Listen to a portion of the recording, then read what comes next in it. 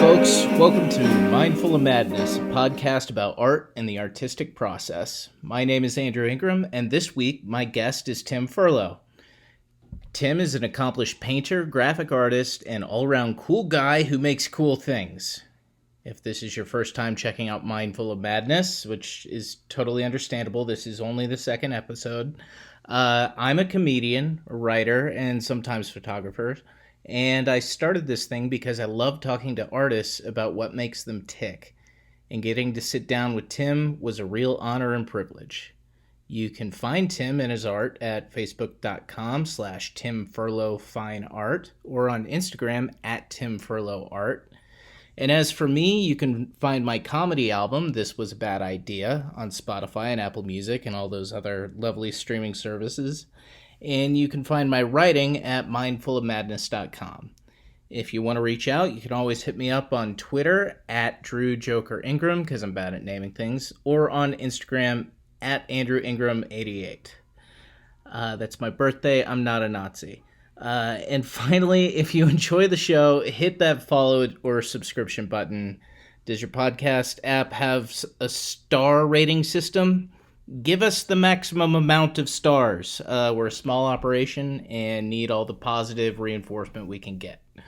All right, are you sick of plugs? Because I am. Let's get into Mindful of Madness, Episode 2 with Tim Furlow.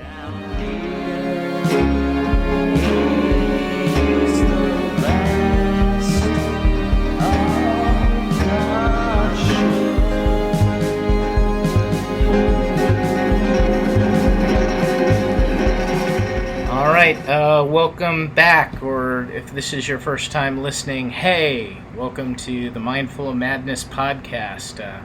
I'm your host, Andrew Ingram, and with me today is a good buddy of mine who paints, does graphic design, does photography. Photography, yeah. Yep. Video. Documentary, short horror films. I do all kinds of weird stuff. Hell yeah. And I play a mean hand drum. Nice. Hand drums more than me. I can play the kazoo. Yeah. I sang in the choir as a kid too, but now Yeah. I smoke too much, so it comes out somewhere between Sublime and Tom Waits. Yeah. I mean, I think the world's ready. It could be time. I've got a good buddy that plays the accordion, so he already does a lot of great punk rock stuff. His name's Chris Mandilli. He's kind of a legend here in Colorado Springs. Oh yeah, no, he's fucking great. I should get him on this. I don't know him very well, Dude, but I should get him on this. You should totally get Chris I'm sure Mandilli. he'd do it if I asked. Like, he's done shows for me and stuff. He's a great dude. Yeah. Produce it. I really like a mixed produced show. When you can display different things. That's why I like doing shows at the gallery. Right. Because there's cool art on the wall. It always seems collaborative. What's awesome about that place to me is that they let us come in and there's just no judgment. Yeah. There's very little that they will say no to when it comes to Right. crazy creative ideas. Right. So, unless you get racist during a comedy set, and then Yeah. you won't be back. Yeah, no, there's I've pretty had hard to- and fast rules when it comes to any Yeah. kind of hate speech, which is another thing to love about the place. Mhm. You're not going to find any shaming of any kind there. But Mandy Doom and I put on a show there in October, and we kept coming up with crazy ideas, and the more insane the ideas got, the larger the show got. Yeah. And John's just like, yeah, all right, cool. Check with the neighbors. Make sure you're not going to bother them. And, we put on this insane carnival-esque show. We had Slim the Living Cyborg. We had an incredible magician. We had just so much going on. We had belly dancing. And it was insane. And it was a big party. Like, a lot of people showed up. Like, that was probably one of the highest selling nights of that year. Yeah. I missed it, and I'm sorry. I usually go to the openings, and that one looked cool, but I think I was sad or something. When Mandy does a show, it's incredible. When I do a show, it's, whatever. It's whatever I do. But when the two of us come together, and we've also got Laura Morris Horn, that she helps with the choreography, and she's like the wizard of the stagecraft, and she tells everybody where to be when, and you know, it's insane the level of organization she has for this stuff. Was she like a theater person before? She's a belly dancer and runs her own troops. She does lessons, all kinds of stuff. She's super talented, and she plays the saw. Oh, that's cool. Who plays the saw in this day and age? It's awesome. I'm just saying, if you're the person, like, you get work, right? You know, because you don't need the saw a lot. But when you do, there's only like 2 people to go to. Right, you've got them and the guy that plays theremin. Right, and that's it. You know, so. Are we looking for spooky, or are we looking for Star Trek?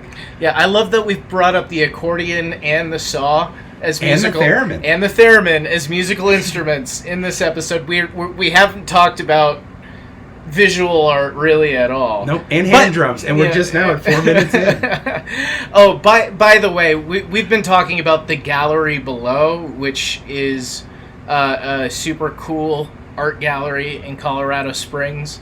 Under a Pins and Needles Tattoos.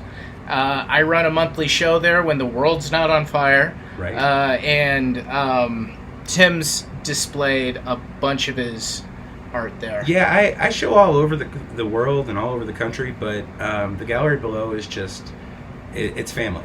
Yeah. And we hold a lot of our other social events in different community organizations that I'm involved with there as well. And I've never not felt completely welcome there. And it's great. You know, I feel like I can pitch in. I can help with whatever needs to be helped with and actually get that fulfilling, you know, feeling of, I helped with that. You know? I swept the floors before the show. Yep. Yeah, that's right. I set up chairs. Right. and it's beautiful. And, like, it's kind of like this secret club that nobody really knows is going on back there, you know, like there's not much signage. You got to go through an alley, and then, you know, there's a back parking lot that the hidden labyrinth that leads to the gallery. I've never seen anyone do smack back there, but it seems like you should be seeing someone doing smack back there. When you go back there after the gallery shows are over, you do tend to see some zombies crawling around in the alleyways, but I think that's just anywhere downtown after like 11 o'clock. And, you know, that's the weirdest thing. I've never figured out what drug that is, but it's totally Night of the Living Dead. I mean, it's got to be meth, right? Like, it's got to be, like, day 3 of meth when, like, you don't have any more energy, but you will not fall asleep. I'm talking like I've ever done meth. I don't know what the fuck I'm talking about. I mean, I used to work in a shop that sold pipes like that, and, like, those cats didn't strike me as zombies. They were a little too wiry. But actually, cool story about John and Josh from the gallery below. So after a show one night, we decided, you know what? Everybody's been partying all night. Obviously, what's the choice thing to do? We gonna get some tacos, right? I was worried you were gonna say cocaine. I was like, I don't want to talk about cocaine. No. I am au natural, my friend. I even brew my own booze. So we go to get some tacos. We're sitting in line at what's that taco joint right up the street from the gallery on Wasatch? Oh God, Taco Star. Taco Star. Yeah, trying to get some Taco Star at 1 o'clock in the morning. Yeah. And so we're sitting in line waiting to make our order, and I'm driving this old beat up 1980s Jeep, and we're all just chilling, having a good time, waiting in line. And I look in the rearview mirror, and there's these two folks just like sort of stumbling in the parking lot towards my Jeep, and I'm like, oh shit, dude, Night of the Living Dead. And right about that time, John starts yelling and jumps out of my Jeep, and apparently these two zombies were literally trying to get in our Jeep. And John's not a big dude, no, but he went full on Brooklyn on these two. And I was like, you know, like, I'm the biggest dude in the car, and he jumps in front of me. And I'm like, damn! And he just, like, starts going off. And he's like, get the fuck away from here. Just and just going.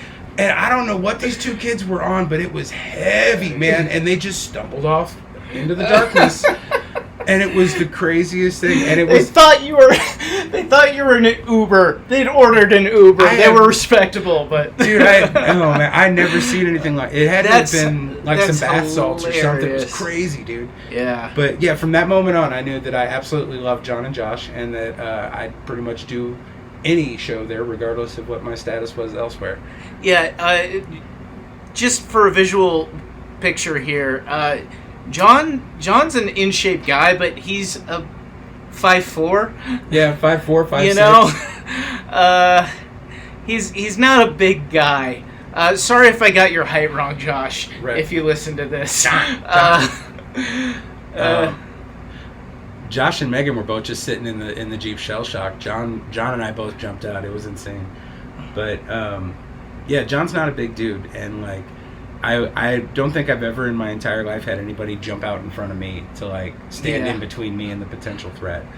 That is very Brooklyn. That's hilarious. It is, man, and like, you know, and he's the nicest guy ever, right? Like in the world, you know. And I'm fairly fit, and you know, like 250 pounds. You know, like and covered in tattoos with a bright red mohawk. I just, you know, I'm like a damn poison dart frog, man. Everything about me just says stay back. And so like for John to jump in front of me was like the most noble, insane gesture. All right, enough about those weirdos. Let's talk about you, buddy. I don't want to talk about me. I want to talk about other people. Yeah, we got to talk about you. Okay, fine. So Tim, would you say your main vocation is painting? Yeah, I've been painting professionally now for 6 years. It's like most things in my life, it all starts with a crazy story. So I'm originally from Texas, but we don't really talk about that. I grew up in St. Louis, and there's this killer radio station back home called KDHX, and it's this bizarre experiment where they thought, you know, if we, instead of playing what's popular, if we play what people want instead, would they be willing to pay for it? Right. And so people pay like monthly installments to become members, and it's super cool, very grassroots, very community based. And the coolest thing is you can listen to it online. So I listen to it all the time, even here in Colorado. Yeah. And every like 3 hours or so, everything changes, and it's like this 24/7. And it'll go from bluegrass to dubstep to reggae to punk rock to techno to like weird tribal music from the hills of some country you never even heard of, and it's the most amazing thing. So there was this show called Bob Scratchy Records, right? Okay. And this insane DJ called Bob Reuter, and he would play like Detroit doo-wop and like old Motown records and stuff, but it was guaranteed that it would be on vinyl, and the vinyl would not be in good shape. And okay, I love that stipulation. Also, it's gonna suck, dude. Yeah, it was beautiful, and he had this whole like Howlin Wolf attitude about how he DJ. Was it Howlin Wolf's the blues singer? What's the Howlin' Jack? So, big dude with big beard. Yeah, you know who we're talking about. Yeah. If you don't, they parody him on that side. Right. Somebody Google it and add it to comments somewhere. Fuck. That's going to bother me for the rest of this conversation, indeed. And I'm going to remember it the second we get off it. Right. I'm not looking at my phone, though. Right.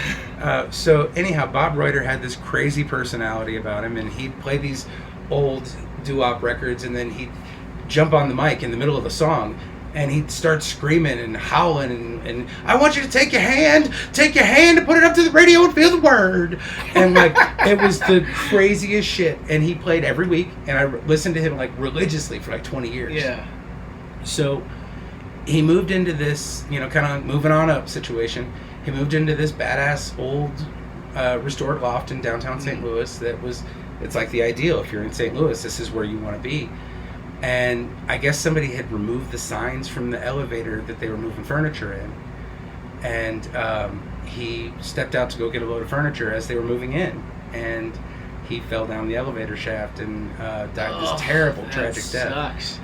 And so, like, I'm trying to deal with this. And how do you mourn for somebody that you've never met, you know? Yeah. And, he was also, like, this huge, huge name in St. Louis music. He had a band called Alley Ghost that was, like, you know, if you had them playing with you, you were in.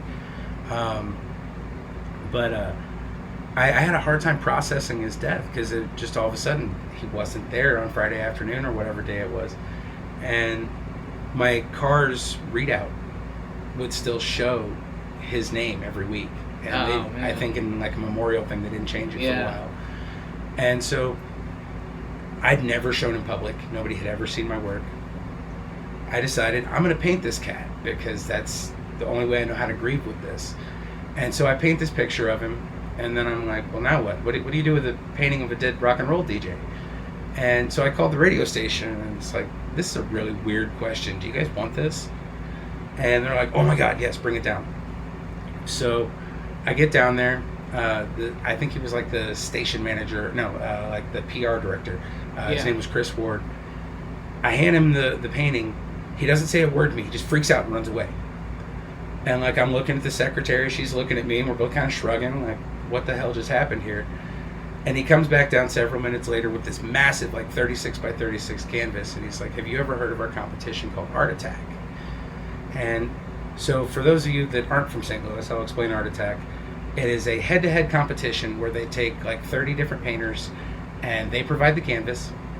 You paint whatever you want to paint on there, and then based on audience noise level, it either moves on to the next round or it immediately goes to the auction block. If it does not meet the minimum requirement for the auction, they destroy it in a glorious fashion. Jesus. Yeah. And when I say destroy, I mean chainsaws, I mean psychotic Bob Ross. I would rather die than do this. It's horrifying.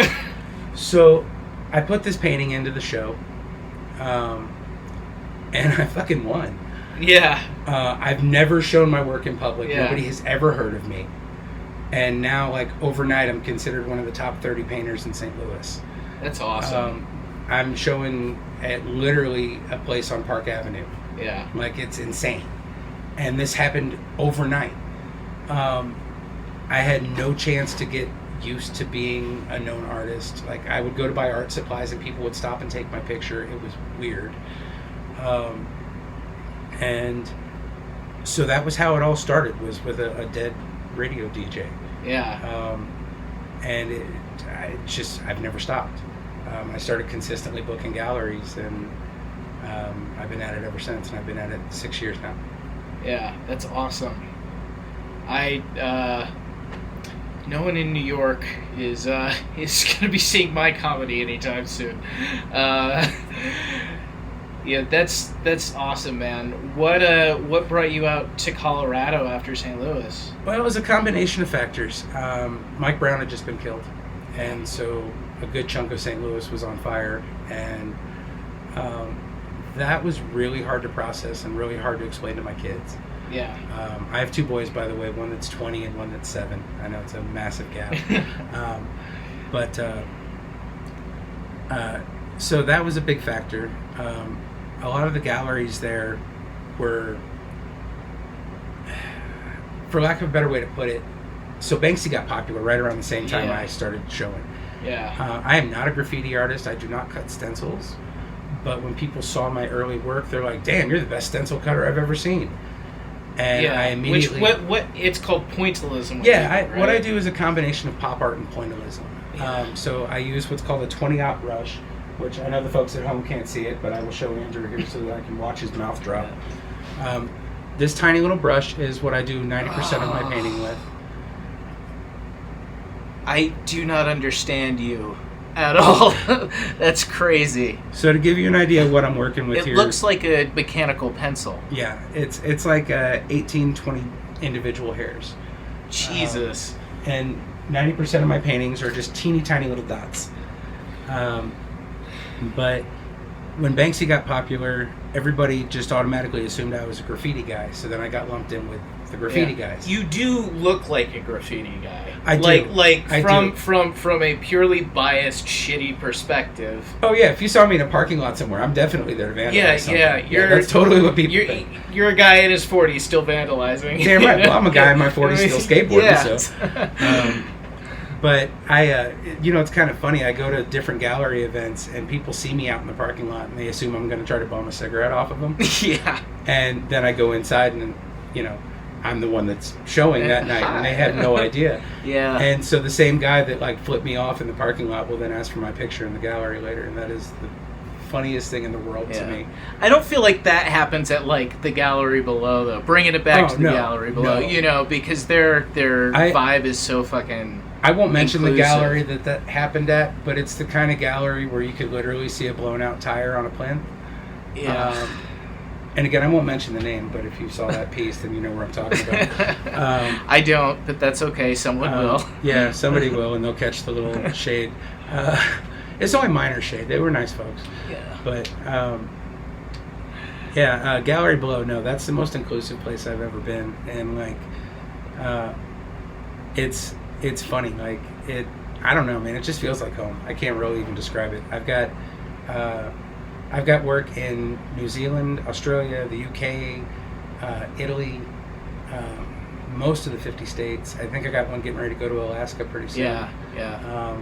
I do a lot of celebrity work. What's that, a snowboard, or is it one of the... It's a skateboard. It's the coffin board? Yeah, custom longboard. Yeah. Which I do, if you're wondering about that, I make skateboard. Well, I don't make the skateboards. Let me back that up. I paint the skateboards. I have no woodworking skills whatsoever. I would get an F on a birdhouse. So there's this incredible skateboard company out of Corona, California called Cruiser Boards. And they make, I like to describe them as artisanal skateboards. Everything they make is handmade. It's all custom. They work with exotic woods. They do these beautiful inlays, and they make these incredible coffin longboards, which I'm proud enough to ride on myself. And so I do custom paint jobs for them. And we've gotten some attention with those. I did one of Elvira. Elvira retweeted it. She retweeted me. Yeah, that thing's been seen like 60,000 times. And a buddy of mine in California owns it. It's this incredible side job that I do, and it's so cool to see art that can move. Yeah. You know, it's... Has that influenced how you've drawn them since you started? Absolutely. I've had to adapt to this entirely new shape, you know? I mean, I'm used to a very standardized 11 by 14 or, 22 by 28 or whatever, very standard square or rectangular sizes. And so to adapt that to some of the unique, a coffin, for example, it's really, really hard to get things to fit the way you want them to fit. And what I found, though, is that it allows me to do these over-the-top portraits where they're extreme close-ups. Yeah. And they come across so bold. I did this Beetlejuice board that went to a buddy of mine back home, actually. And it's absolutely one of my favorite pieces that I've ever painted. That's awesome. I don't think I've seen the Beetlejuice one yet. Oh, man, we've done so many cool boards, man. We've done a bunch of Jack and Sally. We've done Beetlejuice. We've done the Misfits Fiend with a pile of skulls. Yeah. Elvira, Lily Munster in a sexy bikini. All right. She didn't. I love the Munsters, by the way. The Munsters, I like the Munsters better than the old Munsters better than the old Addams family. See, there's no comparison to me. The Addams family all the way. Like, they were the family that I emulated growing up because I had kind of a weird, dysfunctional household. Yeah. So, like, Gomez and Morticia were the most functional people I had to look up to. Yeah. I mean, they're a very functional couple, though. Like, this is the internet's favorite take is they're adorable because they are. It's real shit. They have a functioning BDSM relationship that was even displayed in the 60s. Yeah. I mean, he was clearly into her beating the hell out of him, and I am totally there for that. Good for them. Right, I'm with that. And I mean, who wouldn't want to get the shit smacked out of him by Carolyn Jones? I mean, come on. I mean, if I have to get the shit kicked out of me. Dude, I mean, if I'm going to be beaten by somebody forcibly, I'd rather it be Carolyn Jones than Angelica Houston, for sure. But, I mean, I have love for the newer Addams Family stuff, too, but it's really all about that. Have you watched that cartoon? I loved it. I loved it. It got so much hate, but my only complaint about it is that, the Addams aren't known for being supernatural, really, in any way. Right. Well, other than Carolyn Jones smokes and Uncle Fester can light up light bulbs. Cousin It. Hey, man. I mean, dude, there's some don't you read Weekly World News, man? The little wolf children born in caves. Don't hate. It's not his fault. Now the hand, thing. I can't speak for Thing, but he apparently is a very good hand servant. So and I think Lurch was dead at some point. Have you seen the one with his mom? No. I mean, I think the kid just had really poor upbringing and was, ginormous. Okay, and, he's just pale, man. He's just pale. bagging on him for being an albino, I guess. That's problematic. So much hate. I'm sorry, guys. I apologize to the albino community. And to the gigantism community, because he's clearly like 7.5 feet tall. That's true. So. You have to admit, it's a combination that makes you look dead. Yeah. These things happen. But okay, so somewhere back there we were talking about art. Yeah, let me ask you a very dumb question. Because you're doing pointillism, okay, and because the brush you're using is so detailed, can you paint like super small paintings like that too? This is the dumbest question I've ever asked. I'm sorry. Honestly, I don't like doing smaller pieces. No? Mainly because I can cram so much more detail into a big piece. Right. Like, I know, again, folks at home, I do all these visual things, and I'm very sorry. So the piece that's on my easel right now, that's an 18 by 24. And I'm able to get fine enough detail that you can see individual hairs, you can see strands of his beard. That's a buddy of mine named Christian Calloway, by the way. He was I was wondering if it was someone famous. Yeah, like, I felt like I was not recognizing someone I should recognize. He's maybe a little famous. Famous? Yeah, a little famous. He was in this little show called Twin Peaks: The Return. Oh, okay. And he was also he played a demon in the movie The House with the Clock in the Walls with Jack Black. Oh, I saw that. Yeah. Okay. So the demon, what's his name, Azazel? I don't remember, but yeah. Dude, he's real recognizable. Yeah, he's got a giant beard and claws and bright yellow eyes. And terrifying, absolutely terrifying. But he's like the sweetest human being. He plays a lot of homeless characters, right? Yeah. And so his big thing is, since he makes his living off of playing homeless characters, he gives a lot back to the homeless community. Oh, that's really cool. And just in general to people. He's been known to just stand on a sign, stand on the corner with a sign offering free hugs and just a sign that says, "Do you need to talk?" or things like that. He's a beautiful human being. Oh, he was in a System of a Down video too. I can't remember which one. Yeah, dude. He's done some crazy work. Oh, he's the yoga. He's the yoga cowboy from the Carl's Jr. commercials. I don't think I've seen that commercial. Oh, dude. Folks at home, if you want a great laugh, look up that commercial if you haven't seen it. It is hysterical. But he was a pirate in some Amazon commercials. He's done a good body of work. Yeah. And but he's just a beautiful human being. And, well, and it's crazy that somebody's that's been in bigger things. Somebody who's been on Twin Peaks is still doing commercial work because. That's one of the coolest things about David Lynch and about the Twin Peaks community. Those of you that watch Twin Peaks, yes, I'm probably that guy. So I do a lot of work with them. I've painted Christian. This is not the first time I've painted him. So I painted all three of the Woodsmen. Yeah. And when they travel around on tour, they have these little, slightly larger than postcard-sized prints that they autograph and distribute. That's awesome, dude. Oh, it's incredible. They're incredible human beings, all three of them. Robert Brodsky and Stuart Strauss.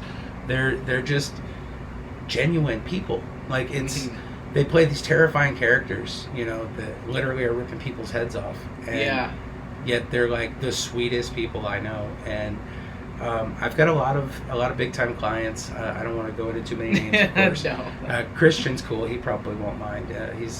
We're going to do some collaborative work pretty soon on something. Oh, that's awesome. I don't want to give too much away, but I'm working on a documentary film about a previously, well, it's not like an unsolved case or anything, but it's a true crime story that a lot of people haven't heard of.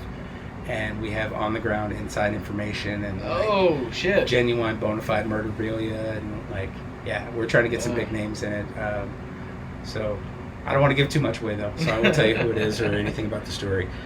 But I will say that when it comes out, you're going to have to check it out on whatever service it lands on. Yeah, that's awesome. Yeah, we're working on it. We're trying to get some 4K cameras and get funding to travel across the country to different crime scenes. Oh, jeez. So, that's another one of... That's metal as fuck. That's one of my various hobbies that I do outside of art. I paint really intense stuff sometimes, both my subjects and the way I paint. So I've got a lot of really off-the-wall hobbies. Well, what are some of the other I'm trying to phrase this correctly because you paint a lot of different things, but you do have themes. Like, oh, yeah. I mean, clearly there's the pop art aspect where, I mean, you painted a lot of, you painted Marilyn Monroe, right? Oh, of course. Yeah, you painted a lot of, like, I classic celebrities. A lot of celebrities. But you also do classic recreations sure. of classic art. A lot of what you're seeing there is the difference between my gallery art and my stuff that I do for money. Yeah, So I take a lot of commissions, and people like their favorite celebrities. Yeah. Yeah. So from there, I've painted. I don't even know where to start. I painted Marilyn. I've painted David Bowie a couple times. I painted David Lynch. I've painted most of the cast of Twin Peaks. I feel like with David Bowie, it's always like a very honest artistic depiction, just because of people's connection with him. I came to Bowie late. Bowie, I didn't actually get into Bowie until Twin Peaks. Really? So he plays Agent Philip Jeffries in Twin Peaks Fire Walk with Me. Yeah. And I saw his range as an actor, and I had seen him in the film Basquiat. Mm-hmm. And Basquiat, for those that don't know, I hold Basquiat the way a lot of people hold religion in their hearts. So I have a same crown tattooed where my brush sits, and in my doorway when you first walk in my house, where Christian folks would have a picture of Jesus, I have a painting of Basquiat. But Bowie played Andy Warhol in that film. Yeah. And anybody who's seen my work knows that I'm obviously a devotee at the Church of Warhol. Yeah, you're gonna have to explain that to me. We Warhol? need to. Yeah, we got to talk about, dude, like, because I don't know shit about art. I think you know that about me, but I don't. For being one of the most famous artists in modern history, why? Okay, so you got to understand Andy. So Andy was a sickly child. He grew up basically in his bedroom. Yeah. His mom, they were Romanian, Polish. I can't remember where exactly they were from, but first generation. So his parents barely spoke English. Yeah. He's isolated. He's in bed. He's sick. He has nothing to do all day except for read Hollywood starlet magazines. And he had almost an obsessive trait about him that he would send away to the different fan clubs and order 8x10s of all of his favorite celebrities. And he had a huge scrapbook of celebrity autographs and photos. So he was the first super fan. Yeah, he totally was. He was the person that coined the thing about everybody will have 15 minutes of fame. Yeah. That was him. Hi. So my wife just walked in. We're talking about Andy Warhol. Yeah. Oh, I'm talking about some to-go margaritas. Oh, snap. Right? So now we're going to be drinking while we do this podcast, too. This should get interesting from here. You should probably call your wife. Oh, I didn't bring him one, though. No, it's okay. I didn't know you were still going to be here. No, it's okay. Have. We talked for 45 minutes before we started talking. Right. Yeah, so it's my nature. I can't do anything without a story first. So Warhol, though, he starts off as a graphic designer and very quickly becomes the most popular graphic designer in New York. And his style, he did this really unique thing where he would use like a slick paper and he would draw on it, and then he would take that and flip it onto like more of a matte water paper. And the ending result would be like a first generation print. Mm-hmm. And it would have these weird lines from where the ink was too thick or too thin. Right. And if you look at most children's books that are on the market now, you'll still see that style. Mm-hmm. Put it back now. It's okay. We're not that professional here. We're in an art studio. It's all good. Things will probably get far more chaotic than this.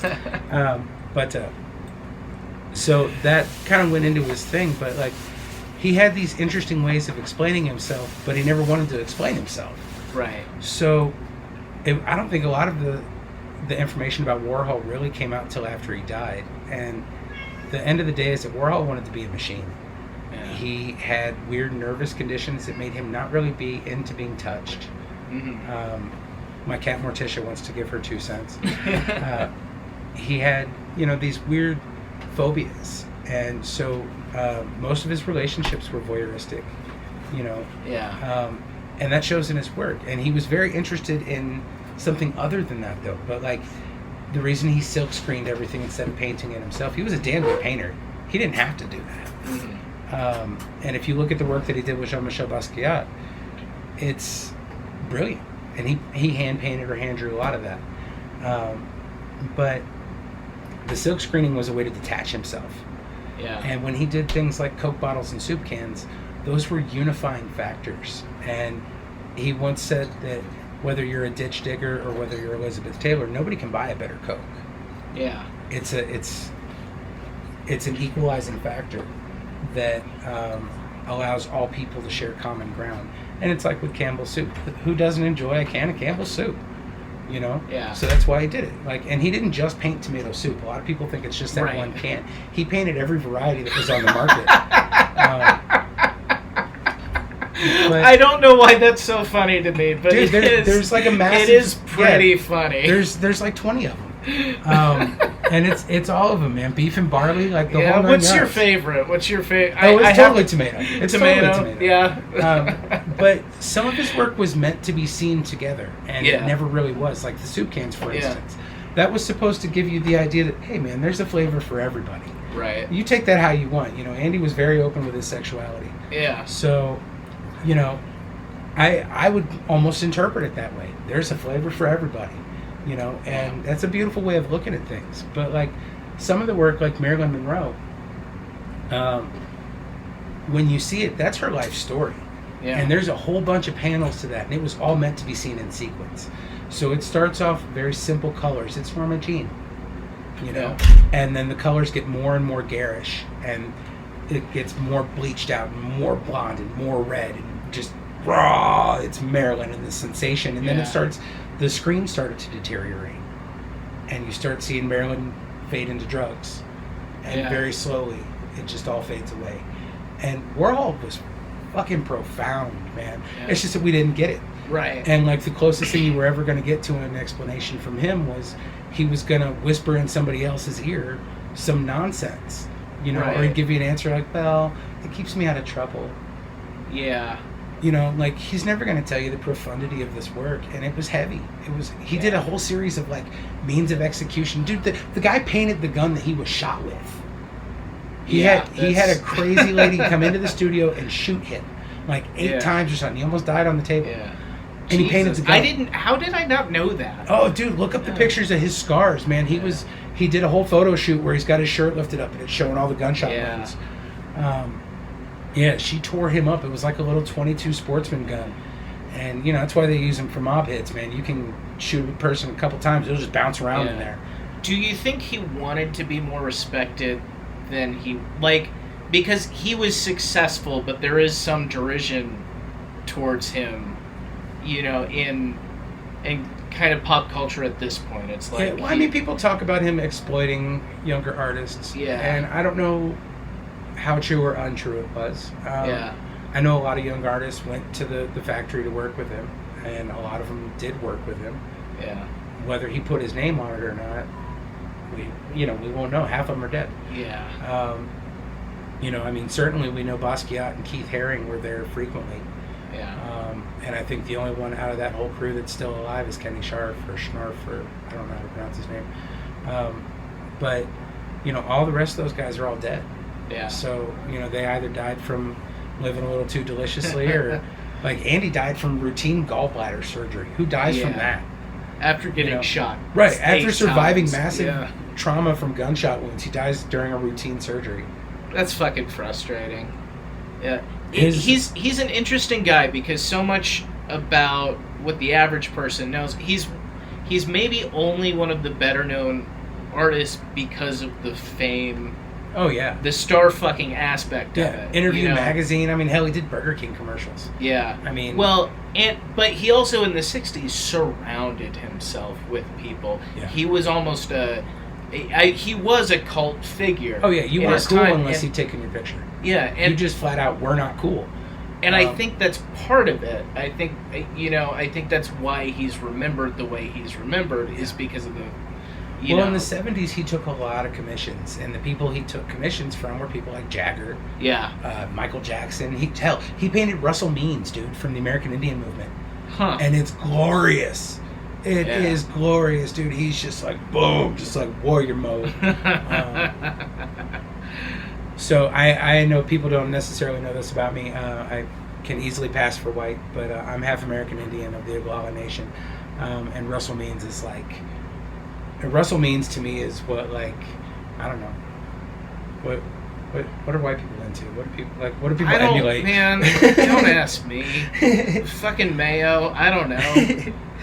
I barely know what I'm into. Russell Means is like a sports hero to me, basically. Yeah. Like what? Okay, I think I heard a dollop about him. So Russell Means is one of the founders of the American Indian movement. And okay. They were responsible for bringing what small amount of native rights there are. They brought them into existence, and sometimes by force. They held down the Wounded Knee occupation for like 70 some odd days against federal agents, like, and you know that tends to make the feds really, really mad when a bunch of Indians. They don't like it. No, like crazy ass people with 30-06s are out there like holding off tanks. Yeah, they didn't care for that, that's a weird time in American history where we can go into that a different time. We're at a weird time in American history. Right. It's all good. Yeah, we're kind of bookended by it. Like, you know, I was born in '80, so like everything right before I was born was weird. Everything right after I was born was weird. Yeah. You know. Yeah, and it's getting weirder by the fucking day. I don't know, man. I'm like, if you're old enough to have gone through Ollie North and around Contra and all that, like, this kind of just seems run of the mill for our country. Well, I guess, I mean, you're not wrong, but also the largest protests in world history just happened. Dude, how beautiful is that movement? That's amazing. I can't get too much into it. I don't want to talk too many politics, but I will say that I think it's beautiful that people are coming together to unite for the common good, and that we may actually see some good from this. Yeah. Like, I hope so, man. We were talking about this a little. Yeah, I'm so tired of opening up the news every morning and seeing another instance of police brutality. It's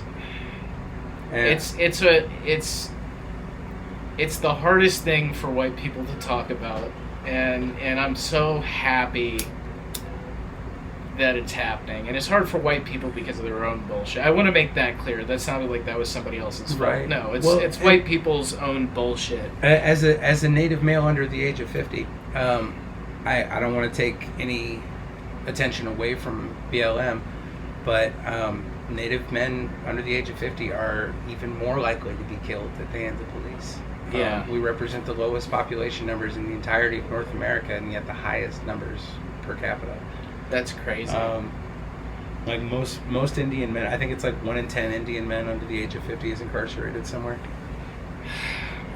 Yeah, well, I mean, and that's the next fight, right? Like, and maybe the more important one. Dude, I hope we can't even get them to take that R-word name off the Washington helmets. Yeah.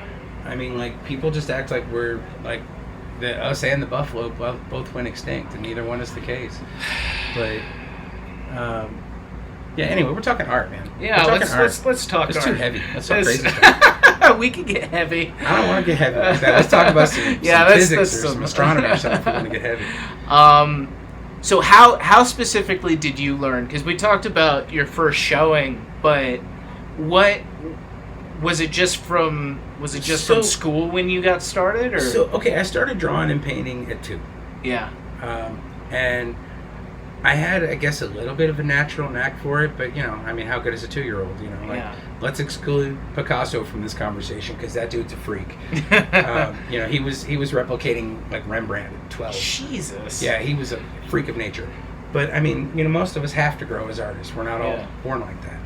So, what happened, though, is that my auntie sent one of my drawings into the Disney Channel. Like, I'd done, like, a Donald Duck or something. Yeah. And she thought it was really cool, and she sent it into the Disney Channel, and at that time... Were you free drawing, or were you using, like, had you practiced with books yet? Just playing. You were just playing. Yeah. Crazy. And it came out looking like Donald Duck, so she thought it was cool, and she sent it into the Disney Channel, and back then, that was just the thing you did. Like, you know, things were still done by mail, so, you know, like, that was a thing that existed still. You didn't just tag them on Twitter. Exactly. There was no resharing button. So... she sent it into the Disney Channel, and they showed it on TV. That's awesome. And so, like, at the age of 2, there I am, watching my favorite thing in the world, which is some cartoons. Yeah. Did they like call ahead and say, "Hey, no, this time"? It was just kind of like given as the thing. Like, that's awesome. But I saw my name on national television at the age of 2. That's crazy. And so that's been like the goal I've been striving to get back to ever since. Yeah. Still haven't gotten there yet. Yeah, I mean, I started. I mean, you could commit a crime. Huh. That might get you on TV. I mean, it'd have to be a good one, but you'd get on TV. We should turn the mics off. You just gotta wear a T-shirt of one of your pieces when you do it. Brilliant. It's brilliant. And then everybody make sure to put commissary money on my book so I can buy canvas. Anyhow, so I saw that, and it just became like a lifelong thing. I didn't really care about much else other than art. Yeah. And my school frequently went to the St. Louis Art Museum, which is arguably one of the best museums in the entire United States. And that was like the frequent boring field trip for us. Yeah. You know what I mean? Like it's like going to the Bronx and going to MoMA. It's you know? We got to get these kids outside for a day. Right. Let's take them to the most famous art museum in the area. Yeah. Yeah. Like, and other kids I don't think really dug it, but I remember very clearly from very young ages certain pieces, especially classical stuff, that just resonated. And I remember being so awestruck by things like the musculature and like the way shading was done in like Rembrandts and things like that. And we had all of these at our disposal. We had, a half dozen Picassos. I saw my first Warhol at St. Louis Art Museum. Yeah. My first Liechtenstein. Yeah. And if you look at those elements that I saw growing up, you mix in a little bit of punk rock culture, and you've pretty much got my work. Warhol and Liechtenstein, the gods of pop art, they're side by side in the gallery in the same area. Did you know Liechtenstein did sculpture work? I did not. Dude. I don't honestly know who he is. So. Okay, so Liechtenstein, I'm sure you've seen his work. It's all like comic book art. Oh, it'll just be a single panel and be like, pow! Okay. Or the blonde crying. That's real famous. So I just assumed those were ripped from actual comics. Sort of. Yeah. He would take a panel out of a comic book and then he would recreate it as a large painting. Oh, okay. And in some cases he would use little stick-on dots, and like so that what do they call it, duotone or however the printing process is for comic. So it looked like the printing. Yeah, it's crazy to see in person because it like you want to just rub your eyes because it feels artificial. It's bizarre. But yeah, he did some sculpture work too, and it's far out, man. Like it's all these weird, abnormal shading spots on the face that are all done in dots, and then the other side's just plain. It's crazy. But I grew up with these influences. Yeah. And then I grew up, listening to St. Louis punk rock and just national punk rock. Rancid is 100% of the reason that I didn't go all trenchcoat mafia in high school. Oh, Jesus. It's like, they have a horn on a couple songs. It's okay. You're going to be okay. It's all right, dude. Yeah. All their music was about that shit, though, man. It was all about coming up in rough areas and rough times and dealing with it and making it through. Were you here in Colorado when you were a kid? No. Or no.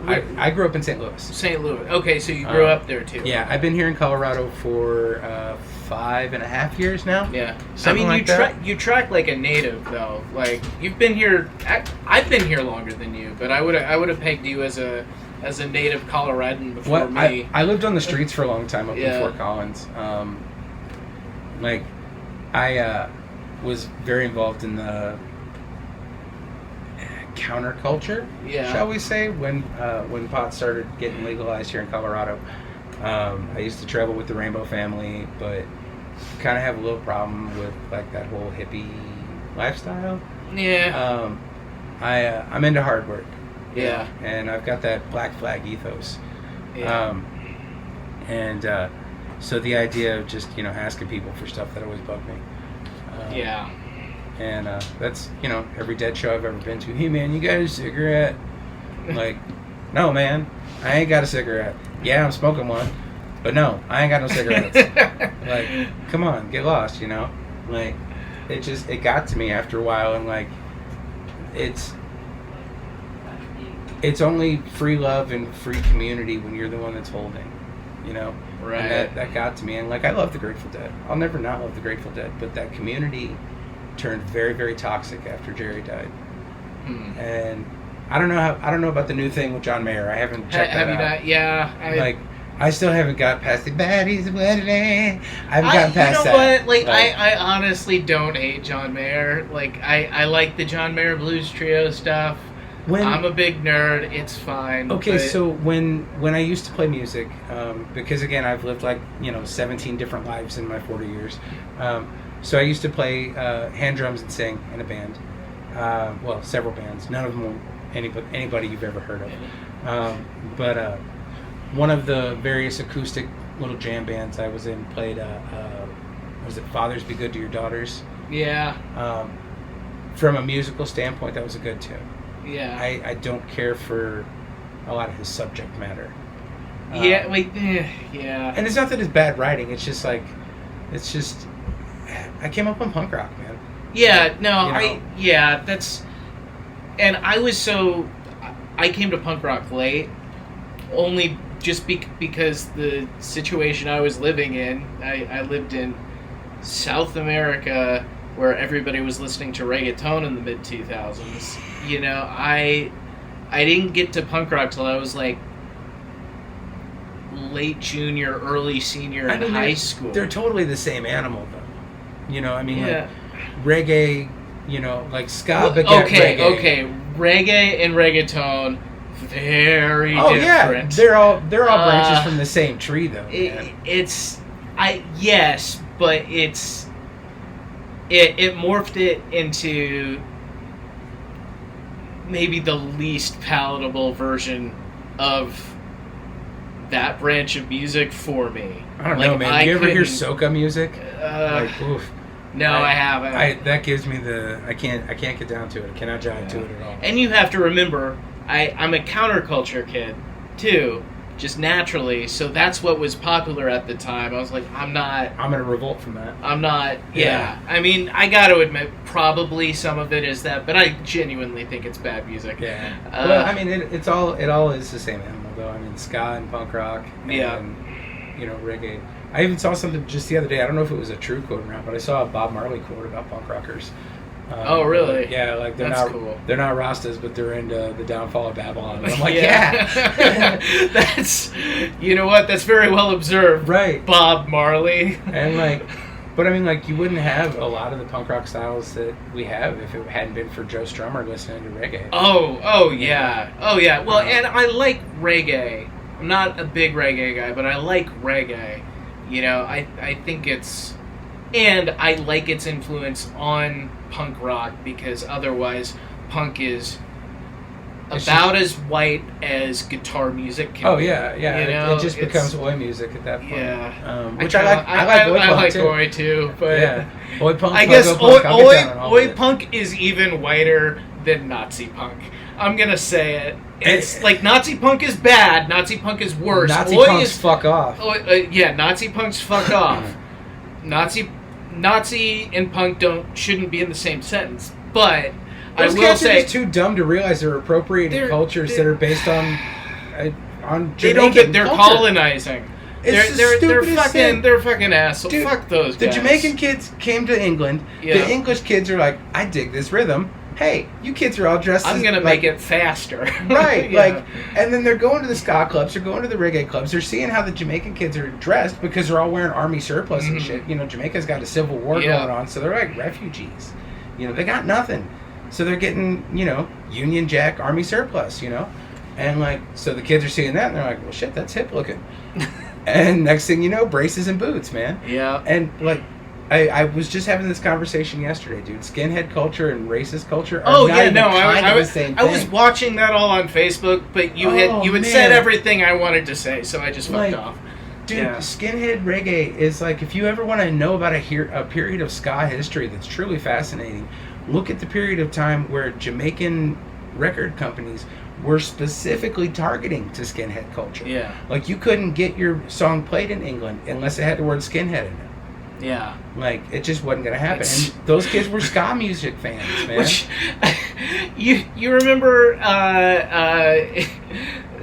odd tangent, but you remember in the 60s when they not specifically. Not specific. I know. I'm not quite that old. You're not that old, but remember how you had pirate radio because you couldn't play rock and roll on English soil. Yeah. So everybody's out in international waters.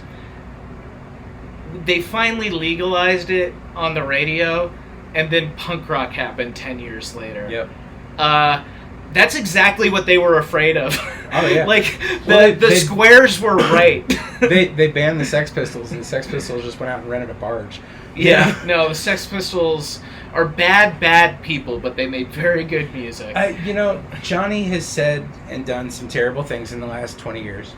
Yeah. But I just read the other day... Sid was bad, period. Sid couldn't even play his bass. There's no point in talking about him. But Johnny... Compelling figure. Right? Yeah. For all the terrible things, though, that Johnny has said and done over the last few years, I just read the other day that his wife has taken very ill, and he's like her full-time caregiver now. Oh, wow. Yeah. For who? His wife. Oh, really? Yeah, like she's got like dementia or something. She's not well. Oh, that sucks. And so like, minus 50 points for wearing the Trumper shit, but plus 50 points for being a good human being and taking care of somebody who needs to, Yeah, I mean, it's so much of like shitty behavior can be stripped away when suddenly you have a mission that matters. Well, with Johnny, you can't even really tell if it's satire or not. Like, is he pissing people off just to piss people off? Because he's kind of been doing that for 30 years, like 40 years. 40. God, we're fucking old, dude. God, 50 years. Oh God. She didn't put my flavors in there. Punk rock happened in the 70s. Oh, that's disgusting. Oh, we're old, dude. But no, I came up on that like second wave of punk, like Black Flag and Bad Brains and stuff like that. And then like, God, I was like 13, something like that when Rancid released Out Come the Wolves. Yeah. And it was life changing. Yeah. You know. And that's what exposed me to ska culture. It's what exposed me to reggae. And then it all led back to it because like I can't really work without punk rock. Yeah. And it inspires my work too. So like back then you couldn't just pick up a magazine and read about the Clash. You couldn't pick up a magazine and read about, Major Accident or Crass. Like it just wasn't a thing you were going to read about in like Hit Parader or Rolling Stone. Mm-hmm. So the punk kids made their own magazines and distributed them to each other. They would call them zines. Mm. And most of my early remembrances of seeing my favorite musicians were grainy Xerox versions of their pictures. Right. So, you mix that... There's a romanticism there for you. There is. And so you mix that in with the Warhol influence, and you end up with what my work is, But as it turns out, I need either a fast ska or a fast punk rock rhythm to make the stippling happen. That's the only way you stay steady? It is, man. Like, I've got to keep a good rhythm. Dude, I do a lot of, in the studio, like, so I'll go back and forth between a lot of really fast, aggressive punk. I can't really get into, for lack of a better way to say it, I'll just say American ska. Yeah. But well, again, somehow ska became the whitest version of punk rock for a minute, and you're like, that shouldn't be possible. I don't it's know ska. how ska music came to represent frat boys. It only did for about in the late 7 90s, years. Early 2000s. But from like 1990, maybe 1996 to 2003. Yeah, yes. Ska was pretty irreparably damaged though by like the Boss Tones and Real Big Fish. Yeah, like pretty significant. I don't like damage to the all of those bands. I don't even have a problem with them. It's just not good. My thing is there's no edge to it at all. I think my bigger problem is that that's what people think of when they think of ska. Well, yeah, and I mean that's a bummer. You know what I mean? Like, yeah. I need you to be thinking about the specials. You know, give me some Desmond Decker, like good ska. Yeah. Like ska that makes you want to dance and makes you want to, get up. That's what it was about, was dancing and having a good time. I do think there were good third wave ska bands. They just weren't the ones that got popular. Right. Oh, well, you got like Save Ferris and those that are decent. But most of them that I've heard from that time frame, like, man, just give me Leftover Crack. So, you know what I mean? Like, Streetlight Manifesto was very important for me. It was very, very, very important for me. So their cover of Skyscraper from Bad Religion is like life-changing. It's... Ooh. Have you heard their version of, what is it, Squirrel Nut Zippers, the Hell song? No. Oh, it's so good. Yeah? It's so good, yeah. It's like, I think it's better than the original version of it. Like, it's incredible. Yeah. They pulled a Hendrix. They did. Yeah. They did. They all along the Watchtower the shit out of it. Yeah. But, fuck, that's a good song. But yeah, no, Streetlight Manifesto is fantastic. But, I mean, for my money, give me like Mephistopheles. You know, good old satanic ska. Yeah, God bless Satan. I was gonna say I've never heard of them. You said it was satanic, and they were like, "Oh, that." Oh, makes you sense. don't know Mephistopheles, Yeah. dude? You don't know the Bumblebee Tuna song? No. Oh, they were so they were one of the few ska bands back in the day that was actually worth a shit. Really? And they reformulated and reformatted, and they came back. And I saw them at the Black Sheep right before the COVID thing happened, and. Wow, dude. Like, I was so disappointed for him, though, because, like, I guess nobody in Colorado's really heard of him. Right. Or at least not in this part. Or maybe we just don't have a good ska community here. I don't know what the deal is. Arts are hard in Colorado Springs. I'm so jaded, dude. Yeah. I'm so lucky. I'm so fortunate. But, yeah, they came down here, and they put on this killer show, and everybody and their brother was trying to give away tickets. Literally give away tickets. Yeah. And they were giving them away at the Black Sheep. They were giving them away at the Nickel. They were giving them away at different bars. And there was like 40 people in the room, and I think I knew 20 of them. Yeah. And after it was all said and done, like me and Mandilli, man, we made up that mosh pit. Yeah. Like that. Was, us and Brandon. How's moshing at 40? Oh. No different than skating. You're good? Oh, all right, man. Hey, dude, I'm in better shape now than I was at 20, so I'm not the best judge. I had a mosh pit like 2 years ago. I was 30 and just wrecked my back the next day, and I'm like, I guess I'm not doing that anymore. Oh man, I was front row pit for Rancid at is it the Oriental? Is that a theater in Denver? Yeah. Okay. Yeah. I think that was where it was at. Yeah. Killer pit. One of the best pits I've ever been in. There's good punk rock pits are like a family reunion. They're not really aggressive. Like, we push and shove a little bit, but it's almost more hugging than it is shoving. And somebody falls down, you pick them up. Damn right. And somebody tries to step on you, you punch them in the flicking face. Right. And again, Nazi punks fuck off. Yeah. Throw them motherfuckers down and kick them out until the security drags them out. We got to get back to art, but I just want to say I read this book. Oh shit, I forget what the book's called, but it was written by John Doe from X. Oh, cool. And it was about the early scene in LA, and how it wasn't even necessarily Nazis, just Orange County fucked everything up for everybody. I mean, that's like where they're having all the problems now, right? Yeah. Like, crazy shit going on in the news. But like I guess they joined the scene a little later, like after shit was kicking off in LA, and just wrecked every show. Just trying to kill people in the pit. My understanding is that that's where Nazi punks fuck off came from. The Dead Kennedys were sick of doing shows in the East Bay and having Nazis show up. It wasn't even really meant to be a political tune so much as a specific direct. You're right. Hey, you right there, that guy. You get out. It was like, wait, there's a subtle political message here. Right. And it's hard to tell. And this is what we should do from now on because that's what pays the bills. There's this, the Hard Times. It's like the punk rock version of the. I love the Hard Times. There's a great article that they did that was like a person on an airplane randomly given a free 3-hour lecture by Jello Biafra. And it's just him sitting next to this guy on the airplane, and the guy's like pinching his temples. So it's like, hey, do you want a Henry Rollins talk, but like 40% smarter maybe sometimes? Dude, Rollins talks are hilarious. So Rollins is funny. It's weird calling him a comedian. What's funny to me is that his serious stuff is funnier than his attempts at comedy. Yeah. Like, have you heard the one about him slamming his dick in the toilet seat? Oh God, it's great. He's talking about some kind of article he read where somebody was suing a hotel because they pinched their balls in a toilet seat. And so he's like, I'm alone in a hotel in Denmark or wherever the fuck he's at with this information. I have a penis, I have a toilet, and I have a curious mind. And then he goes on like a 20-minute long rant about him trying to smash his dick in the toilet seat.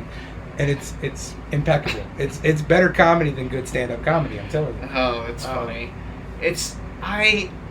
I love Henry Rollins, and I have no desire to ever meet Henry Rollins.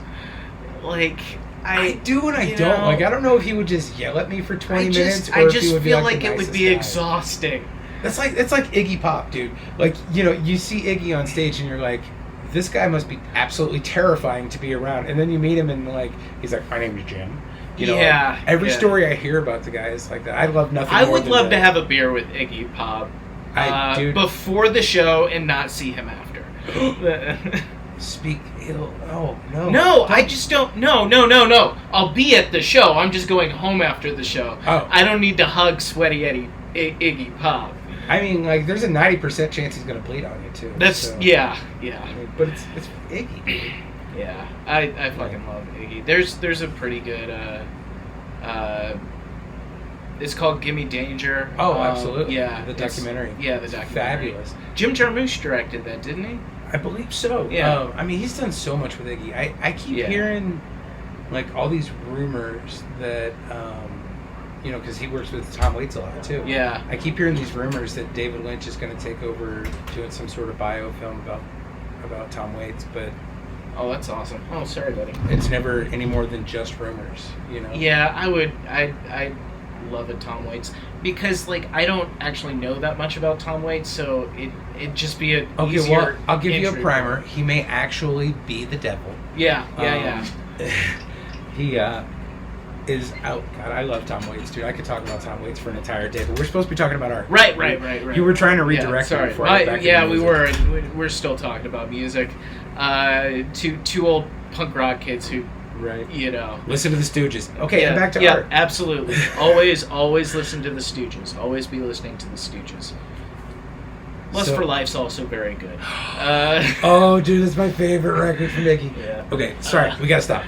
All right, I'm trying to think about more art questions. Well, let's start talking about. Oh, you started asking me about like how I paint how I choose what I paint and like. Yeah. An hour ago we were talking. Yeah. You know, we do these things. We could probably make like a 5-hour podcast and just do it in sessions. I'm sure we could do it in a go if we absolutely. kept sitting here. Just let me go, man. It's not hard.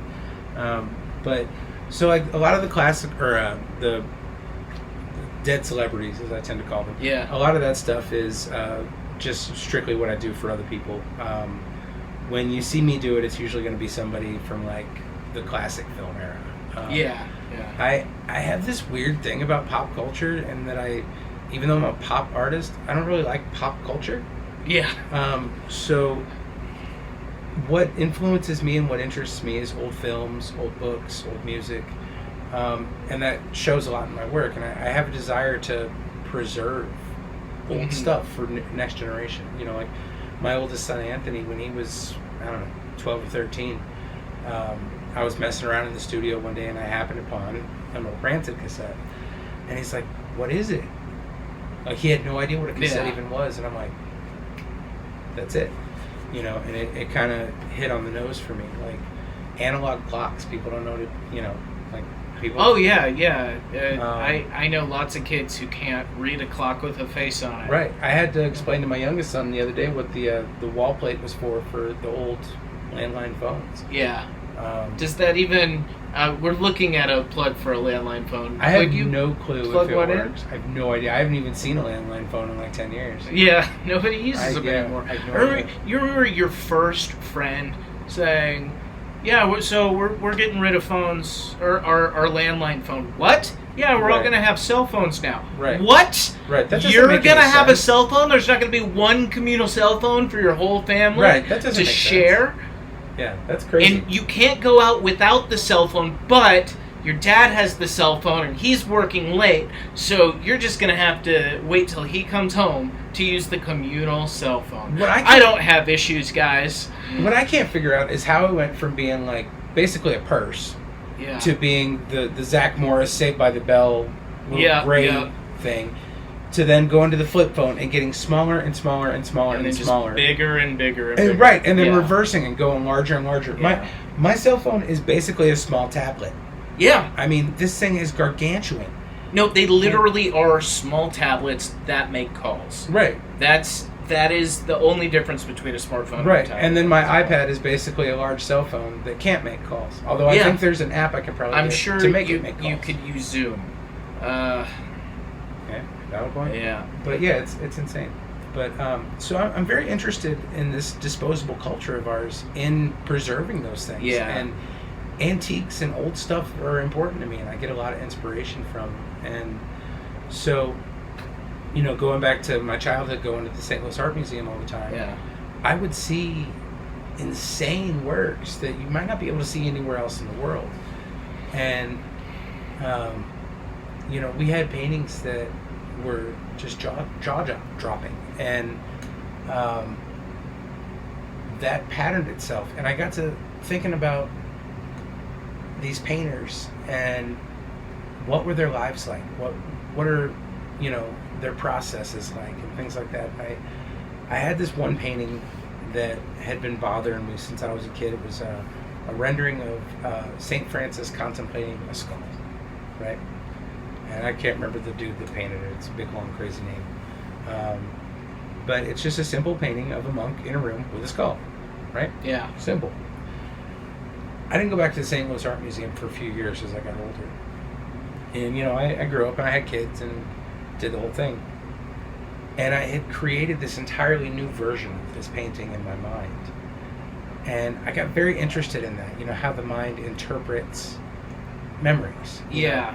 They morph over time. They do. And so I started playing with this idea more and more and more. And I did end up recreating that painting both in its original form as pop art and then with myself as St. Francis. Then I started getting into things like the death of Socrates. And I started noticing things like, I think David might have had a foot fetish, because the feet are very, very, very intricate. And then I'm like, well, this is cool. I'm enjoying this. So then I move on to Delacroix with Liberty Guides the People. And that's teaching me things about how he paints. And then I move on to a Rembrandt. And then I find out things like Rembrandt, you know, like the father of classical painting. I'm pretty positive he was terrified of the human hand. Like, I redid the anatomy lesson. So that's almost like an inside joke for myself. So I sold a bunch of work to Howlin Wolf for when the Denver Museum opens up. And one of the things that I sold him was a triptych of the anatomy work of Andreas Vesalius. And in the anatomy lesson from Rembrandt, that's the book that they're working from.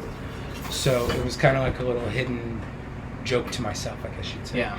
But yeah, there's only like 2 clear hands in the entire painting, and everything else is like hidden, tucked away. We're holding a book, or we're tucking our hand into our shirt, or you know, something weird like that. And then I noticed that there were faces that didn't really match, and things that almost felt like they might have been added later on. And you start learning things about the artists. And then like an upcoming painting that I'm planning to do is the School of Athens from Raphael.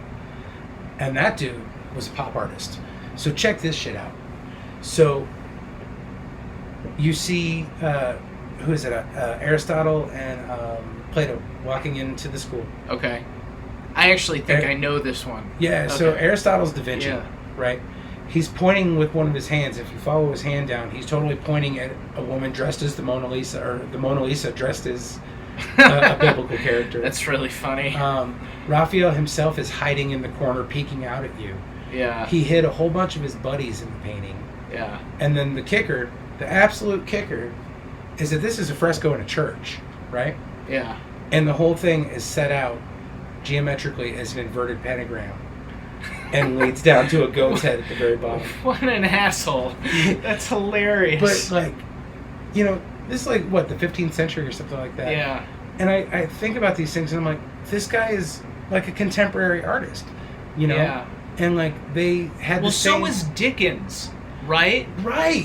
His shit was sold in newspapers. Right. And you know, like, it was... the same weird scandals, the same, Yeah. you know, like all of these artists that we look at as like holier than thou, they had weird sex kinks. They had, you know, weird things that they were doing, like bizarre. And they had the same petty motivations we They have. do, and they're telling you the know? same jokes. Yeah. You know, like we hide, I can't say I necessarily do myself, but I know artists that hide little subtle jokes like that all the time in paintings. Yeah. And, you know, then you start wondering how many religious figures in paintings are actually religious figures in paintings, and how many of it is like, dude, you know, it would be funny If we made Ted Jesus. Right.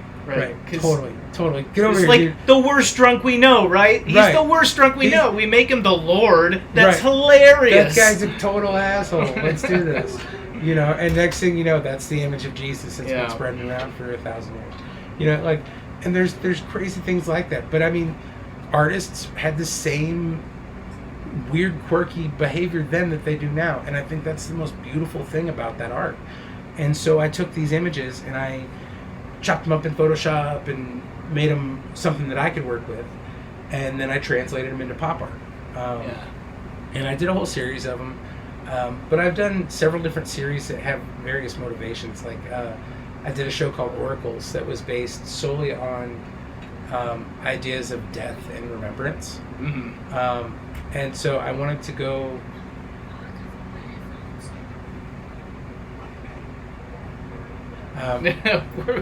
we're okay. Sorry, my little boy just walked in there. Your headphones are on your bed. I put them there myself. I don't know where the red ones are. I put the blue ones on your bed. Yeah, sorry, buddy. They're not here. I moved all that stuff when he got here. I have no idea. Anyway, we're in the middle of a show here. Just go get your blue ones off your bed, homie. You can talk out loud. It's okay. So... I don't know where your red headphones are. No.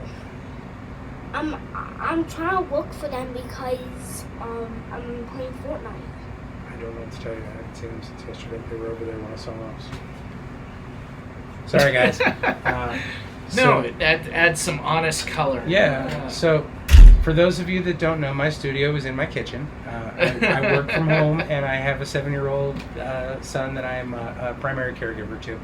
So, I am on full-time daddy duty most of the time. It's all right, dude. But, the latest series was called Oracles, and it focused around death and dying. And so I was very interested in different ways that our society looks at death. Spoiler alert, I'm a true crime enthusiast. So, like, why do we pick certain cases to emulate and glorify in the media, and why do we not choose others? Right. And then I started looking at things like the death in cinema, and then death in spirituality.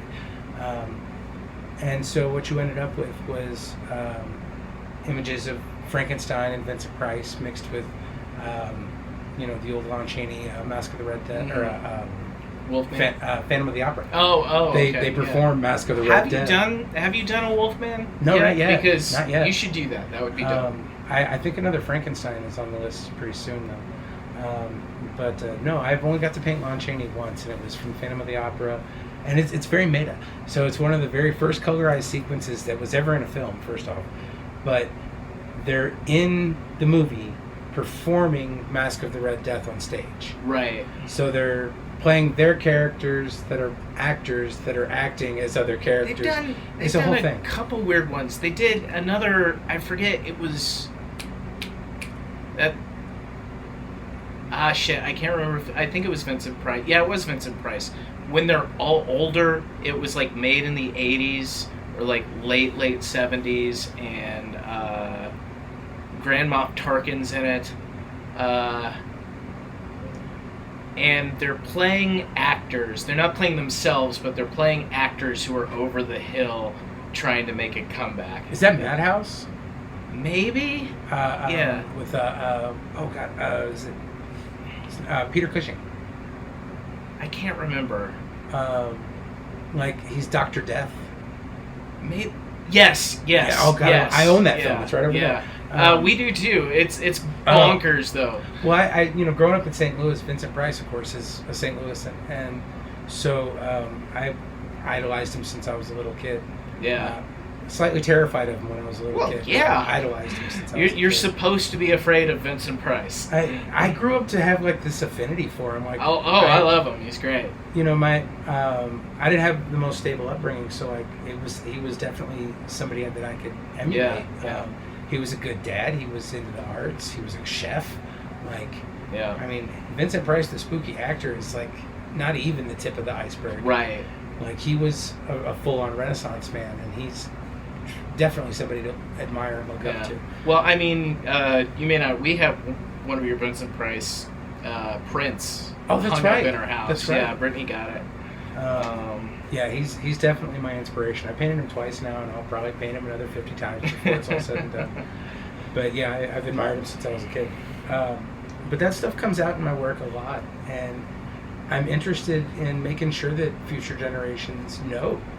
Yeah. Things like, Vincent Price. There's always going to be that quirky kid who's into it, Yeah. Like, I have faith in that. If we're still watching Vincent Price movies now, somebody's still going to be watching them in another 20 years. I sure hope so. And I hope, a lot of late nights were spent watching that schlock horror.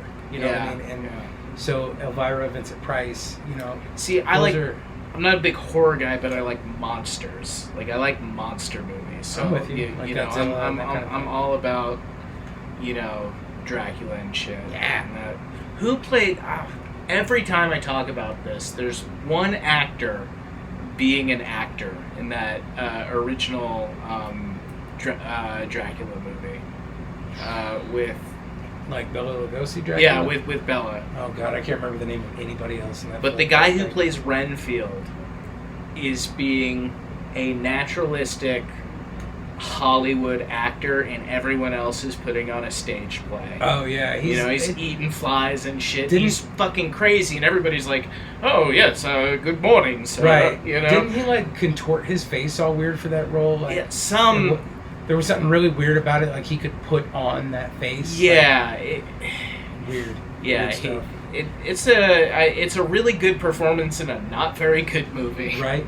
I've heard that I don't remember if it was Mexican or if it was Spanish, but one of the two, either Spain or Mexico, used the same backlot area.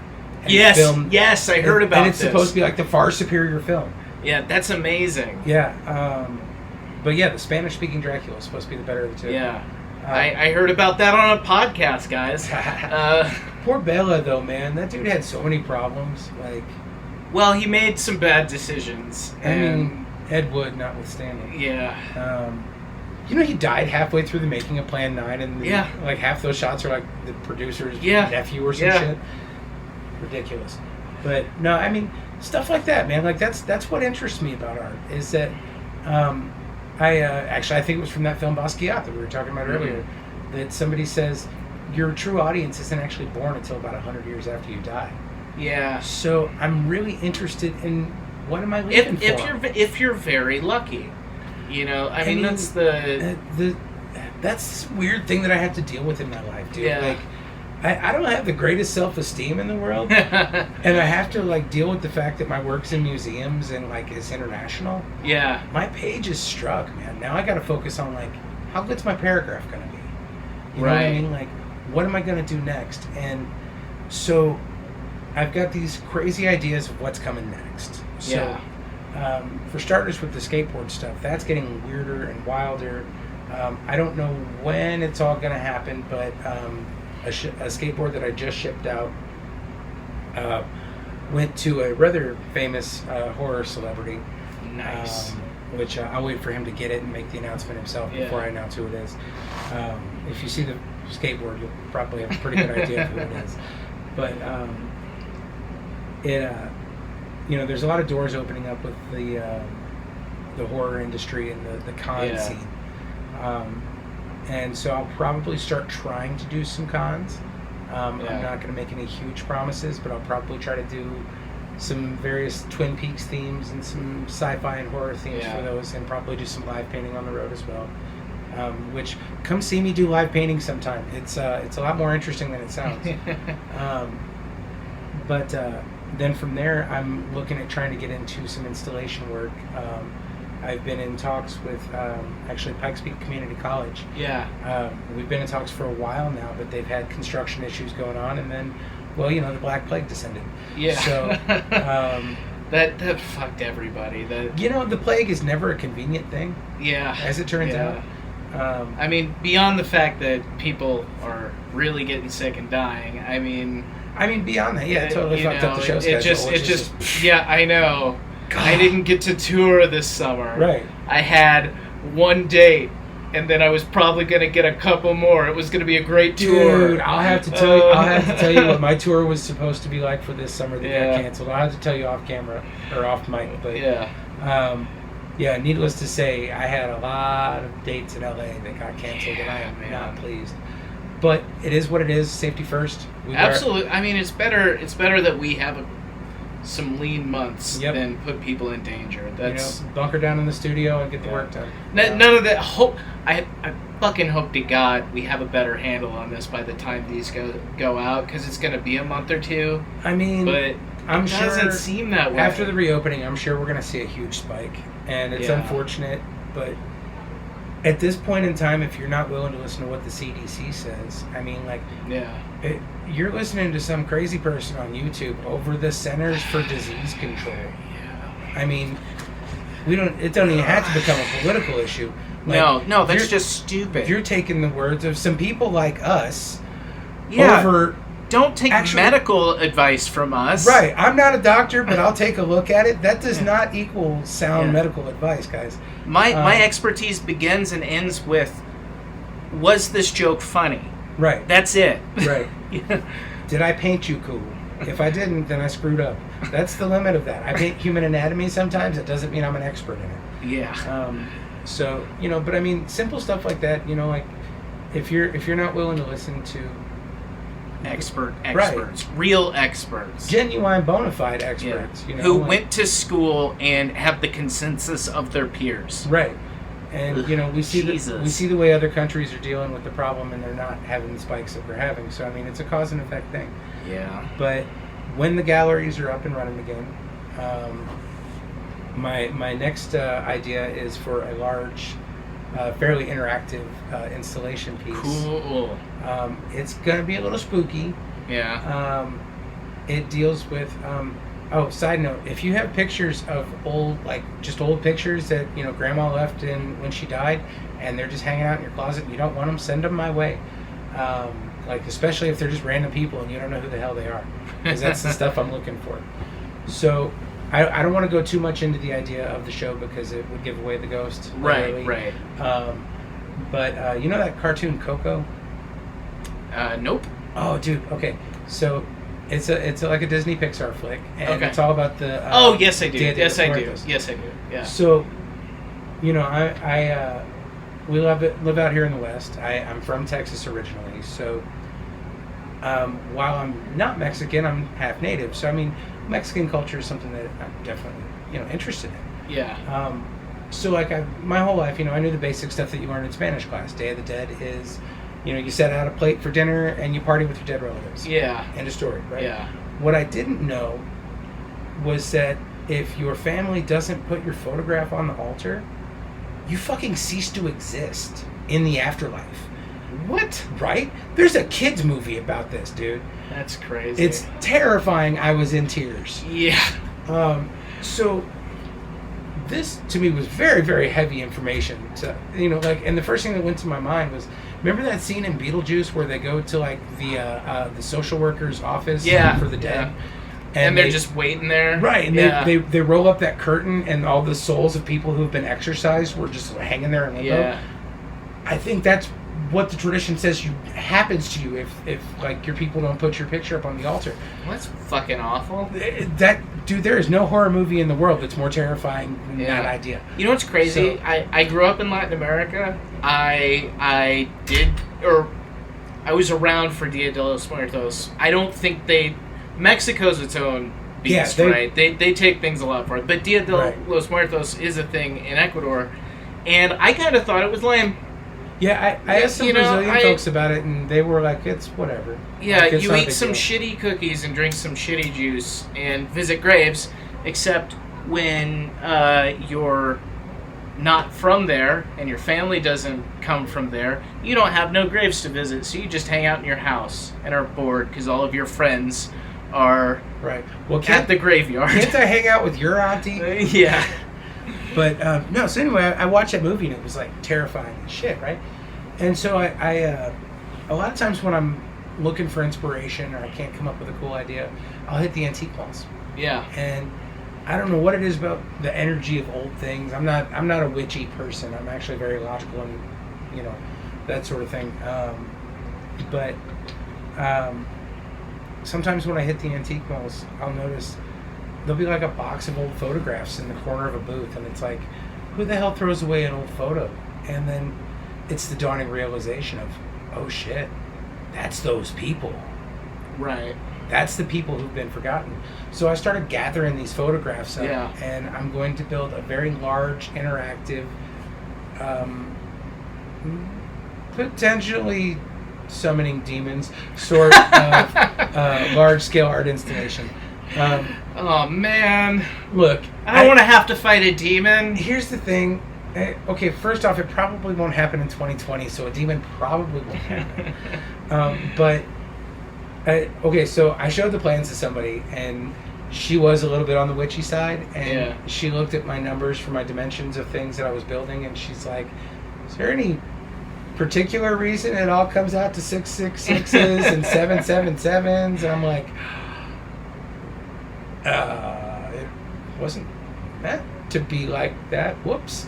And so apparently there's all sorts of accidental numerology involved in this. Oh, man. And there's going to be a lot of pictures of a lot of possibly unsettled souls. And I'm not promising that we're going to summon ghosts or demons. I'm just saying, like... I'm going to have to burn your house down, aren't I? Just to stop this apocalypse from happening. It'll happen in the art gallery, not in the house. Duh. Are you doing all black and white, or are you doing color too? I won't actually be painting much for this particular piece. No, no, I meant photographs. Oh, anything and everything. Yeah. One of the biggest problems that I'm running across right now is that the big boxes that you find at the antique malls tend to be very old. Yeah. And as such, you can pretty well only count on them having a rather monochromatic color palette, if you get my drift. Yeah. Not a lot of diversity in the type of people that could afford photography back then. Right. So I'm actually desperately in need of, dude, I want to represent everybody. I don't want anybody left out. That's the whole idea about this, is that these are people that were forgotten. I don't want to forget anybody.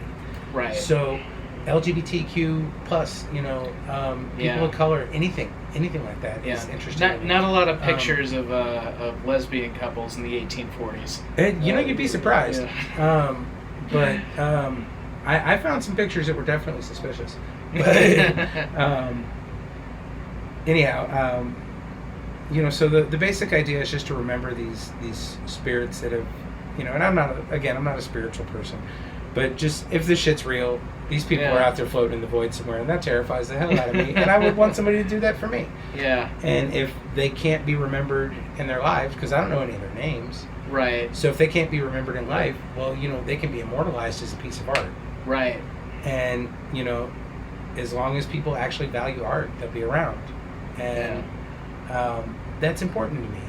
Like that idea, like I said, 100 years, man, after our death, before our audience is actually there. So that means some of these people will have been dead 200 years. Yeah. So it's funny you're talking about that. For the emotional reaction for me is like, well, nobody is gonna remember comedy in 100 years. It'll be so different, Like I don't think comedy evolves like anything else, though, dude. But I don't think there's a reverence for the old stuff like there is. It's an art form that whatever was good 5 years ago is hack now. Right. So it's hard to even find something new from that era that you like. It's a very disposable medium. I think that's the hardest thing, the hardest challenge for you guys in comedy is staying away from topical humor. because you're right. Like as soon as it's not big news, it's done. You know. But even like just talking about evergreen issues, you don't talk about airplane food in comedy anymore because it was done to death. Right. Seinfeld killed it. I mean, I don't even think he has that many airplane food jokes. I think it was just every comic in the 80s was flying everywhere because it was the first time road comics were making a lot of money. And every hack, sitcom writer or cartoon writer that wants to make fun of comedians, what's the deal with airplane food? Right. And then it became a punchline, like a meta punchline. Right, in itself, yeah. I mean... And I feel like just staying away from that stuff is important. You look at the classics. You look at like Pryor. You look at Mel Brooks' work. Yeah. Mel Brooks, for me, has probably aged better than Pryor or Carlin. If I'm being honest, I still think Mel Brooks is funnier. I can't sit down and listen. I owned AM and FM on 8-track as a kid, dude. I can't sit down and listen to Carlin anymore. Yeah. Some of it's too real. Yeah, it's not funny anymore. It's like, damn, he just called that shit. That's just what happened. Right. All of your you're not funny. You're just right. He's a little too professorial for me too. Like the way he talks, everybody's like, he was a hippie, man. He sounds like a history teacher to me. When you get into his older work, he's definitely talking down to you. Yeah, and when you read some of his books, like it's definitely talking down to people. Yeah. When you have an entire chapter called "These are people that need to be phased out," like, come on. What was that book? Brain Droppings. I haven't read any of his books. It's funny, but it just gets to a point where it's like, you're just condescending and kind of mean. Yeah, I'm sitting here on like my third episode of the podcast shitting on Carlin. I love Carlin. Don't get me twisted. But I love him and I love what he did for comedy. But it is getting to a point where he is not going to be as appreciated in 10 years. Right. Because we've moved on. Right. If we can't critique, he's one of the best that ever lived. Right. And if we can't critique the arts, then what the hell's the point? Right. But I think the difference between criticizing a piece of art is that piece of art's in a book. It's going to stick around and we're going to keep talking about it because it's in the book. Right. Whereas Carlin, people are just going to stop watching. Right. But I think... And which is bizarre because he is the gold standard of what a comedian's supposed to be. I think, too, like, critiquing and criticizing is kind of been given a bad rap because, I can look at a Picasso. I'm not a big, Picasso fan. But I can look at his work and find something that I admire, but I can still pick that apart and say it means this to me, it means this to me, and Right. And that's my critique on that piece. Right. And I feel like somebody like Carlin is the same way.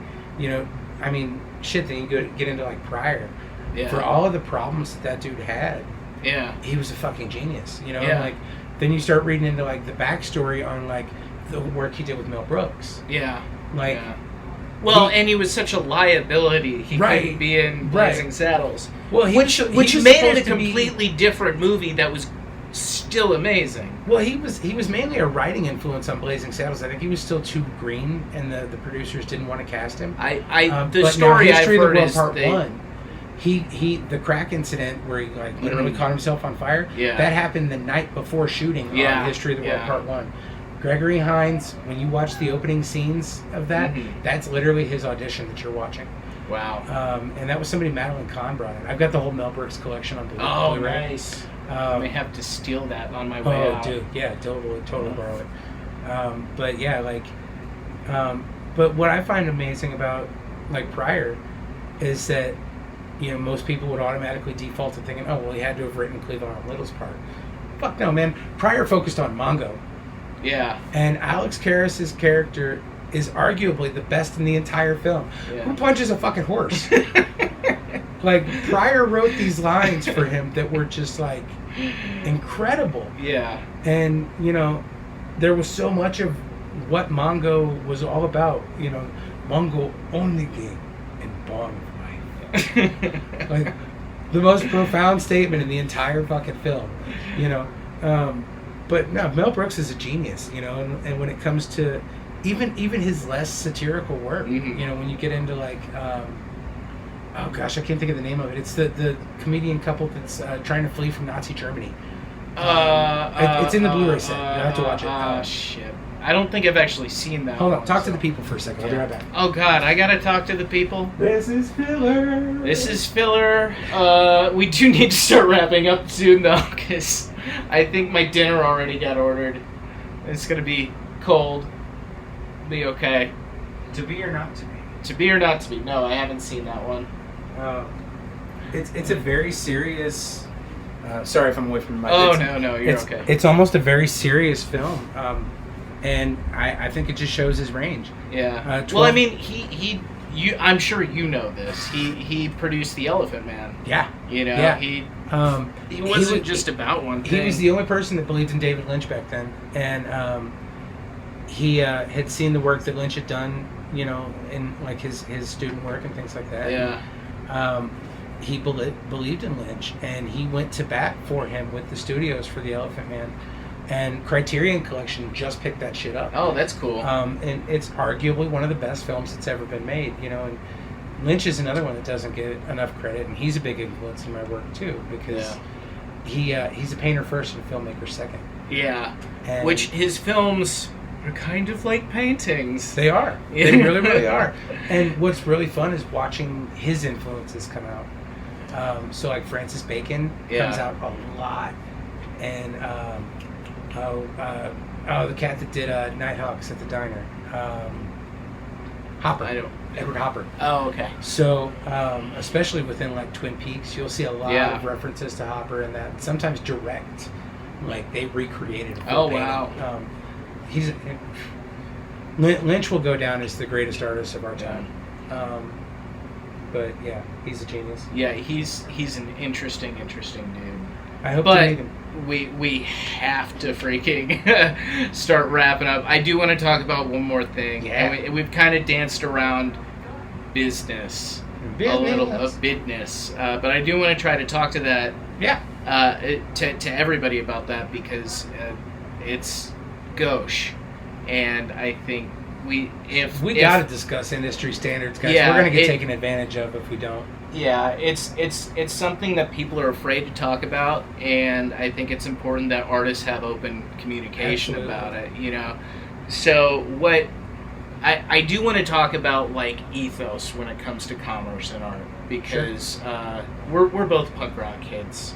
You know, we grew up at $8 a show for a Fugazi show. It doesn't matter, they're fucking Fugazi, you're only gonna pay $8 for that show. You know, and that ethos was really important to me. So, I mean, was that something you brought to the work as well? Oh, I absolutely market like a punk band. Yeah. I've never had much interest in the super high-end galleries. I flirt with them. They flirt with me. They know who I am. There's a lot of the big names that do greet me on social media. But at the end of the day, I'm into it because I'm into it. Like if I end up in the Louvre, that's really cool. But I'm gonna keep doing it whether or not I ever leave this 2-bedroom apartment. You know. Yeah. And to me, it's just about making my expression known. Yeah. But I definitely like make your money. You know, like I tell folks all the time, like I do commission work that I don't necessarily want to do sometimes. Right. But it pays my bills to provide for my actual art. And as far as pricing goes, a lot of artists are... Low self-esteem is one of our worst problems as an industry. Yeah. And you are worthy. Your work is worthy. They may call us non-essential careers, but by God, we're the #1 non-essential career. Yeah. And I defy you to find me anything in this world that's worth a shit that doesn't have art on it. Yeah. Even bombs. Anything, dude. Anything's got a brand. Anything's got a label. There's nothing in the world that doesn't. Yeah. You know, and some artist somewhere designed it. And we are important. What would this world be without the arts? You know, you can complain about how we don't deserve an income or how we should have real jobs, but the reality of it is that your life would suck without us. That's true. And I'm encompassing all arts. I'm saying the comedians, I'm saying the filmmakers, the poets, the writers, all of us. You know, and without people in these industries and in the service industries, our entire world would fall apart. Yeah. Well, and there's such, I think a lot of the self-esteem issues come from insecurity, because you never know if you're crazy or not. Oh, I'm definitely crazy. Well, right, but you're like, I'm throwing so much into this. Right. No, it's for what is a bigger gamble than just about any other career path. Warhol said, "Don't worry about what other people think of your work. Just keep working." Yeah. You know, and it's really not your business whether they like it or not. Ain't their problem. Somebody's going to dig it, and somebody's going to feel what you're doing. But as far as pricing, I know so many artists that feel like I'm not worth anything because I'm not known. And they'll put a $50 price tag on something that they spent, 60 hours on. Yeah. You're paying yourself, what, 30 cents an hour? Yeah. Like, are you crazy? Would you go to McDonald's and do that? Absolutely not. If you wouldn't, then don't sit at your studio for that. Yeah. The way I set my prices, I make like $15 an hour. I just recently raised my prices. Hey, I think that's getting close to the minimum wage. Yeah, it's right around minimum wage that I pay myself. I make $15 an hour, and I put in my overhead. Canvas costs $20-$30 a canvas. Maybe $10 worth of paint, $5 worth of varnish. Yeah. But I itemize everything, and we keep an inventory. I'm an LLC. I keep records of all of my shows. I keep records of all my expenses. And you have to do it that way. Yeah. And right now there's a lot of very famous artists, well, not a lot, there's a couple very famous artists and dealers that are in some serious hot water because they don't have that proper ethical standard of their art. And they'll probably both lose their yachts very soon and end up in the same prison yard. Nobody needs a yacht as far as I'm concerned. You got a speedboat, you're rich enough. Here's my thing about it, man. Like, I love my art dealers and I love my art galleries, but nobody that is a dealer or a gallerist should have access to the levels of wealth to buy a yacht. Yeah. Because they're not the ones making that art. They're making a percentage off that art. And we have a symbiotic relationship. Access has always made more money than product. Right. That's why investors are handled first on the stock market, and that's something that needs to change. Yeah. Well, and art's bought and sold as a commodity. Yeah. The people that actually create the art, we might be lucky if we see 10 or 20 grand out of a painting in our lifetimes. Yeah. Once we're dead, that's a $5 million painting, my friend. Maybe. Right. And all now that it's in now that somebody else has control of it. Right. And now it's going to go back and forth between dealers and private investors. Right. Like, there have been all these different paintings from like Basquiat and like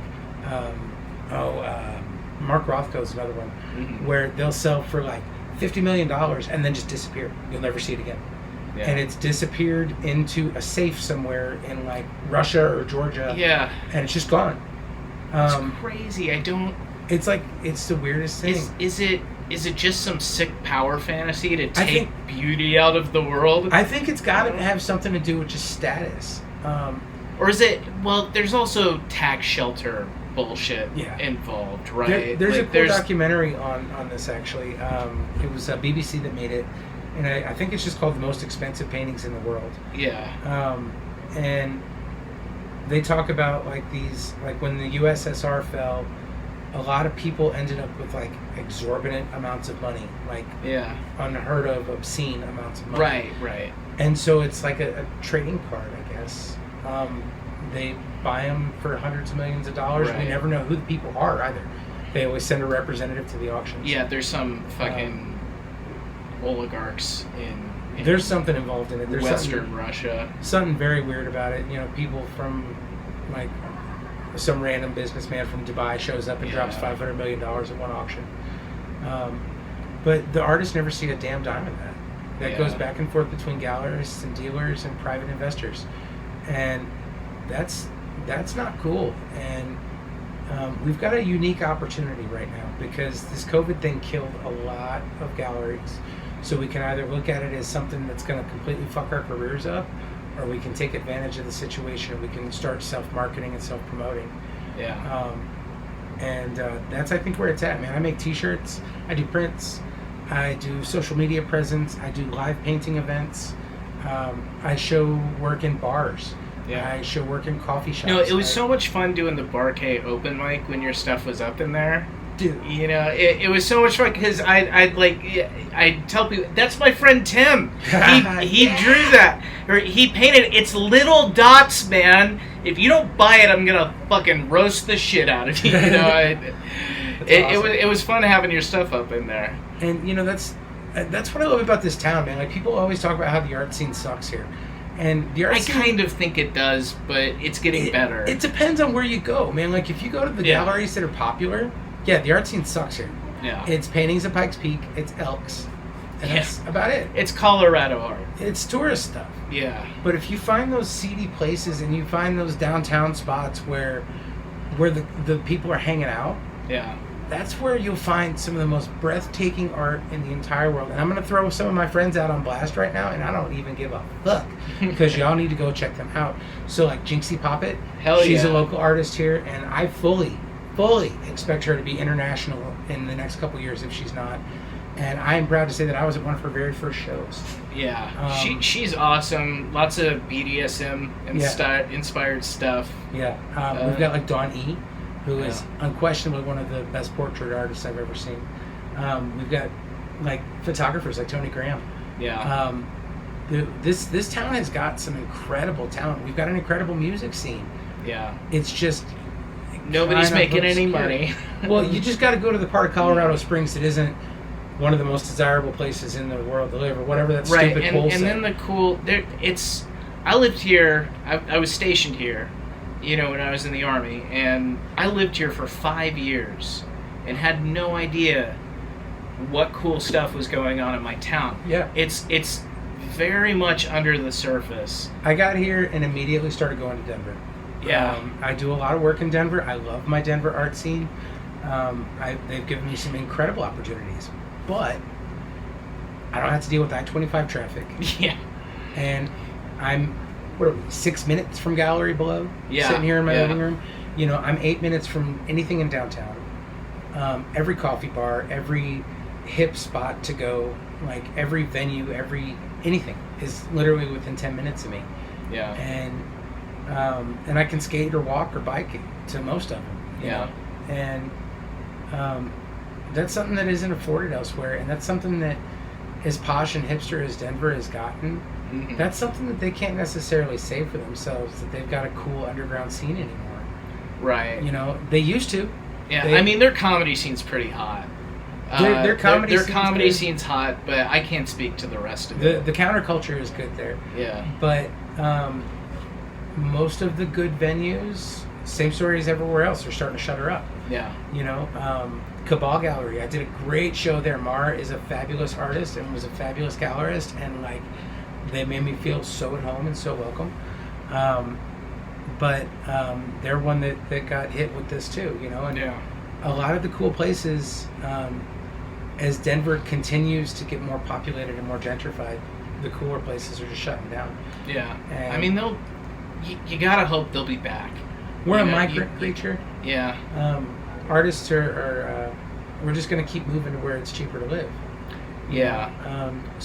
I mean, that's just the reality of the world we live in at this point, because everything is more disposable than it's ever been, so you can't charge as much as you could have 10 years ago. And it's funny too, because like the hip people move in, right? And they make the place hip. Then the rich people move in because they want to be near the hip people. And then all the stuff that made the place hip in the first place is gone. Right, because the landlords find out that, hey, there's rich people here now, so let's put in a Starbucks and let's put in a Panera and let's... No, it happened in New York, it happened in L.A. Fort Collins, dude. I cut my teeth on the fucking punk scene in Fort Collins, dude. Going to the Paris Cafe and like hanging out with those crusties there. Like, I came in with the Rainbow Family, dude. Yeah. Like, the wayward fucking punk rock hippie. It made no sense. And like, I started hanging out there and like started getting more educated in punk culture and, you know, the various things that come with that, communism, anarchism, you know. I lived there and I was in love with that town. Yeah. And so I ended up having to go back to Missouri for a while. 14 years I struggled to get back out here. I get out here and I'm so excited to bring my boys to Fort Collins. Yeah.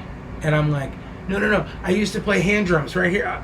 It's a fucking Starbucks. Yeah. Oh, but check this out. This is where we used to... Yeah. Oh, it's a yoga studio. Oh, but this gallery... Oh, it's another Starbucks. And, like, we go around the corner and I'm like, okay, Paris Cafe. You're going to love this. Let's go get a coffee. We go around... It's a fucking yoga studio. The punk rock coffee shop is a yoga studio. Yeah. And it's like the whole town... And I still love Fort Collins. It's still hip. But not like it was. Right. Well, everywhere has 2 Starbucks now. Dude, like, you can see one from the other. It's bad. Yeah. Like but it is what it is. You know, it's interesting. I hope movements like what are happening right now kind of refocus in a lot of ways, and supporting local, supporting businesses run by people of color. Hopefully that becomes an ethos we have that's not just. We've got to figure out a way to service. Yeah, we as a society have to figure out a way to embrace the things that we don't necessarily understand. Yeah. And that goes for all of this shit. It's not the protests, yes, but it's everything, the arts, everything. Like there are so many people in this world that are like, if it doesn't concern me, I don't care if it exists or not. Right. And that is such a significant problem in our culture that well, this doesn't affect me, so it's not real. Right. No, it is real, Right. And like there's this sense of willful ignorance that I just don't understand. There's this interesting thing happening. There's this interesting thing happening in the world of fantasy literature. Carry the two. Is a phrase that's never been said before, but there's this thing happening where writers, good writers, typically pretty liberal people, the average person who reads fantasy novels looks like me, maybe went to college for a while and was smarter than everyone else but didn't graduate, and that's what you tell yourself at night so you can sleep. I'm talking about myself here, guys. It's okay. Asking for a friend. You've got these new writers are coming from a place where they've been learning about being a good citizen since the 60s in a fairly progressive way, and has been slow to appear in fantasy novels, but probably in the past 10 to 15 years shit's gotten a lot more liberal. Oh yeah. Very quickly. And there are certain people that just aren't cool with it. It's just flat out being called out. Like, will Roddenberry stand for that? No? Then change your ways. Yeah, I mean, that's true. It's just a matter of, calling people out. The same people that will worship the work of Roddenberry are the people that root for the rebellion and then go out and vote for the empire. Yeah, it's fucking weird. It's very weird. It's this weird trend this week on the internet of people who are suddenly shocked that Rage Against the Machine is political. Oh yeah, that's exactly that bounces what it is. Around every 2 years that happens. Yeah, but how did you listen to him for 20 years and not catch that? Bomb Track is the first song of the first album. Part of me thinks it's just Russian trolls.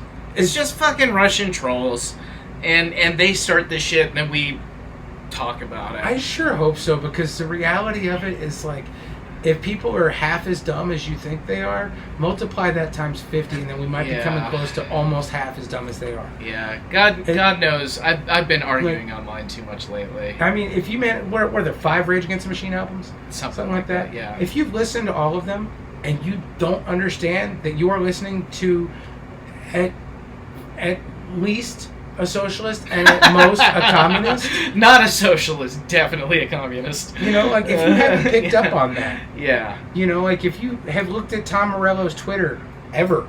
Yeah. And somehow didn't catch that they were political, I don't know what's wrong with you. I legitimately don't understand. So I really hope it's trolls. I think it has to be. It has. Although, there was that story a few years ago about that one Republican running for office who loved Rage Against the Machine. Come on, man. And they sent him a cease and desist order. Yeah. It was we hate you, stop using our music. Yeah. These guys have no tact when it comes to that, though, man. Like, but I mean, then again, well, it's good for their Let's not forget, it is good for their brand to be those guys. I guess, at this man. point. Until people find I out. think it's who they are, but also God, their album listens must go up every time this happens. Right. I just think about the far right cats that are so into passing legislation that is against people's bodily autonomy, and then they get caught being hardcore Tinder. See, what? Yeah, Lady G. It baffles me. It fascinates me, and it baffles me. It's like a train wreck. I don't want to look. I really don't want to look. You can't stop though. I'm gonna look. And then you're gonna comment. Yeah. And then you're gonna reply to the reply because you're gonna change their goddamn mind. Right. No, I'm not gonna. I tried. I gave it a shot at the very beginning of this to try to explain to people. Yeah. And it just ended up costing me literally every member of my family. So, but at the same time, I mean, I'm gonna take a hardline stance on that. Yeah. I mean, if you're cool with people being locked in fucking cages, man, I don't really want to know you. Just flat out. Yeah. I mean, if you're not okay with basic human rights, I probably don't like you. I don't. And they just keep saying it's not really that bad. It's like, but it's kind of always that bad. It is. Oh, it's and not there are a lot of concentration kids that camps. have gone missing. Right. That's it's baffling. You don't lose 1,500 kids. You just don't. And you sure as hell don't do it twice. And anyway, we're not going to talk about that. It makes me very sad. Look, sorry, guys. Disgusting. Sorry. It's sad. That's not how we're going to end this. I think we should probably bring it in for a landing. Yeah, we're coming right up on 2 hours. On the nose. My last one went an hour. This went 2. So and probably could have gone 5 more. But buckle up, guys. This is apparently going to be a very long podcast every week. All right, man. Let's tell the people what you want them to know about you, your business, your art. Sure. So I don't mess with the website anymore because it was a ghost town. So you can find me on social media at Tim Furlow Art on Twitter and Instagram, and at Tim Furlow Fine Art on the old Facebooking. Hit me up. Let's discuss art.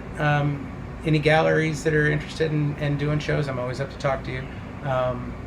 And if you're a young aspiring artist and you're just trying to get started, man, talk to us old cats. We're not gonna be mean to you most of the time. We're gonna give you the advice that we know.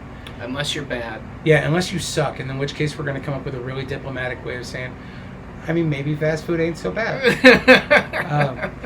But we're always gonna try and be polite to you because we were all there too. And the most important thing is just keep working. Don't give a shit about what somebody says, even if it is an old artist.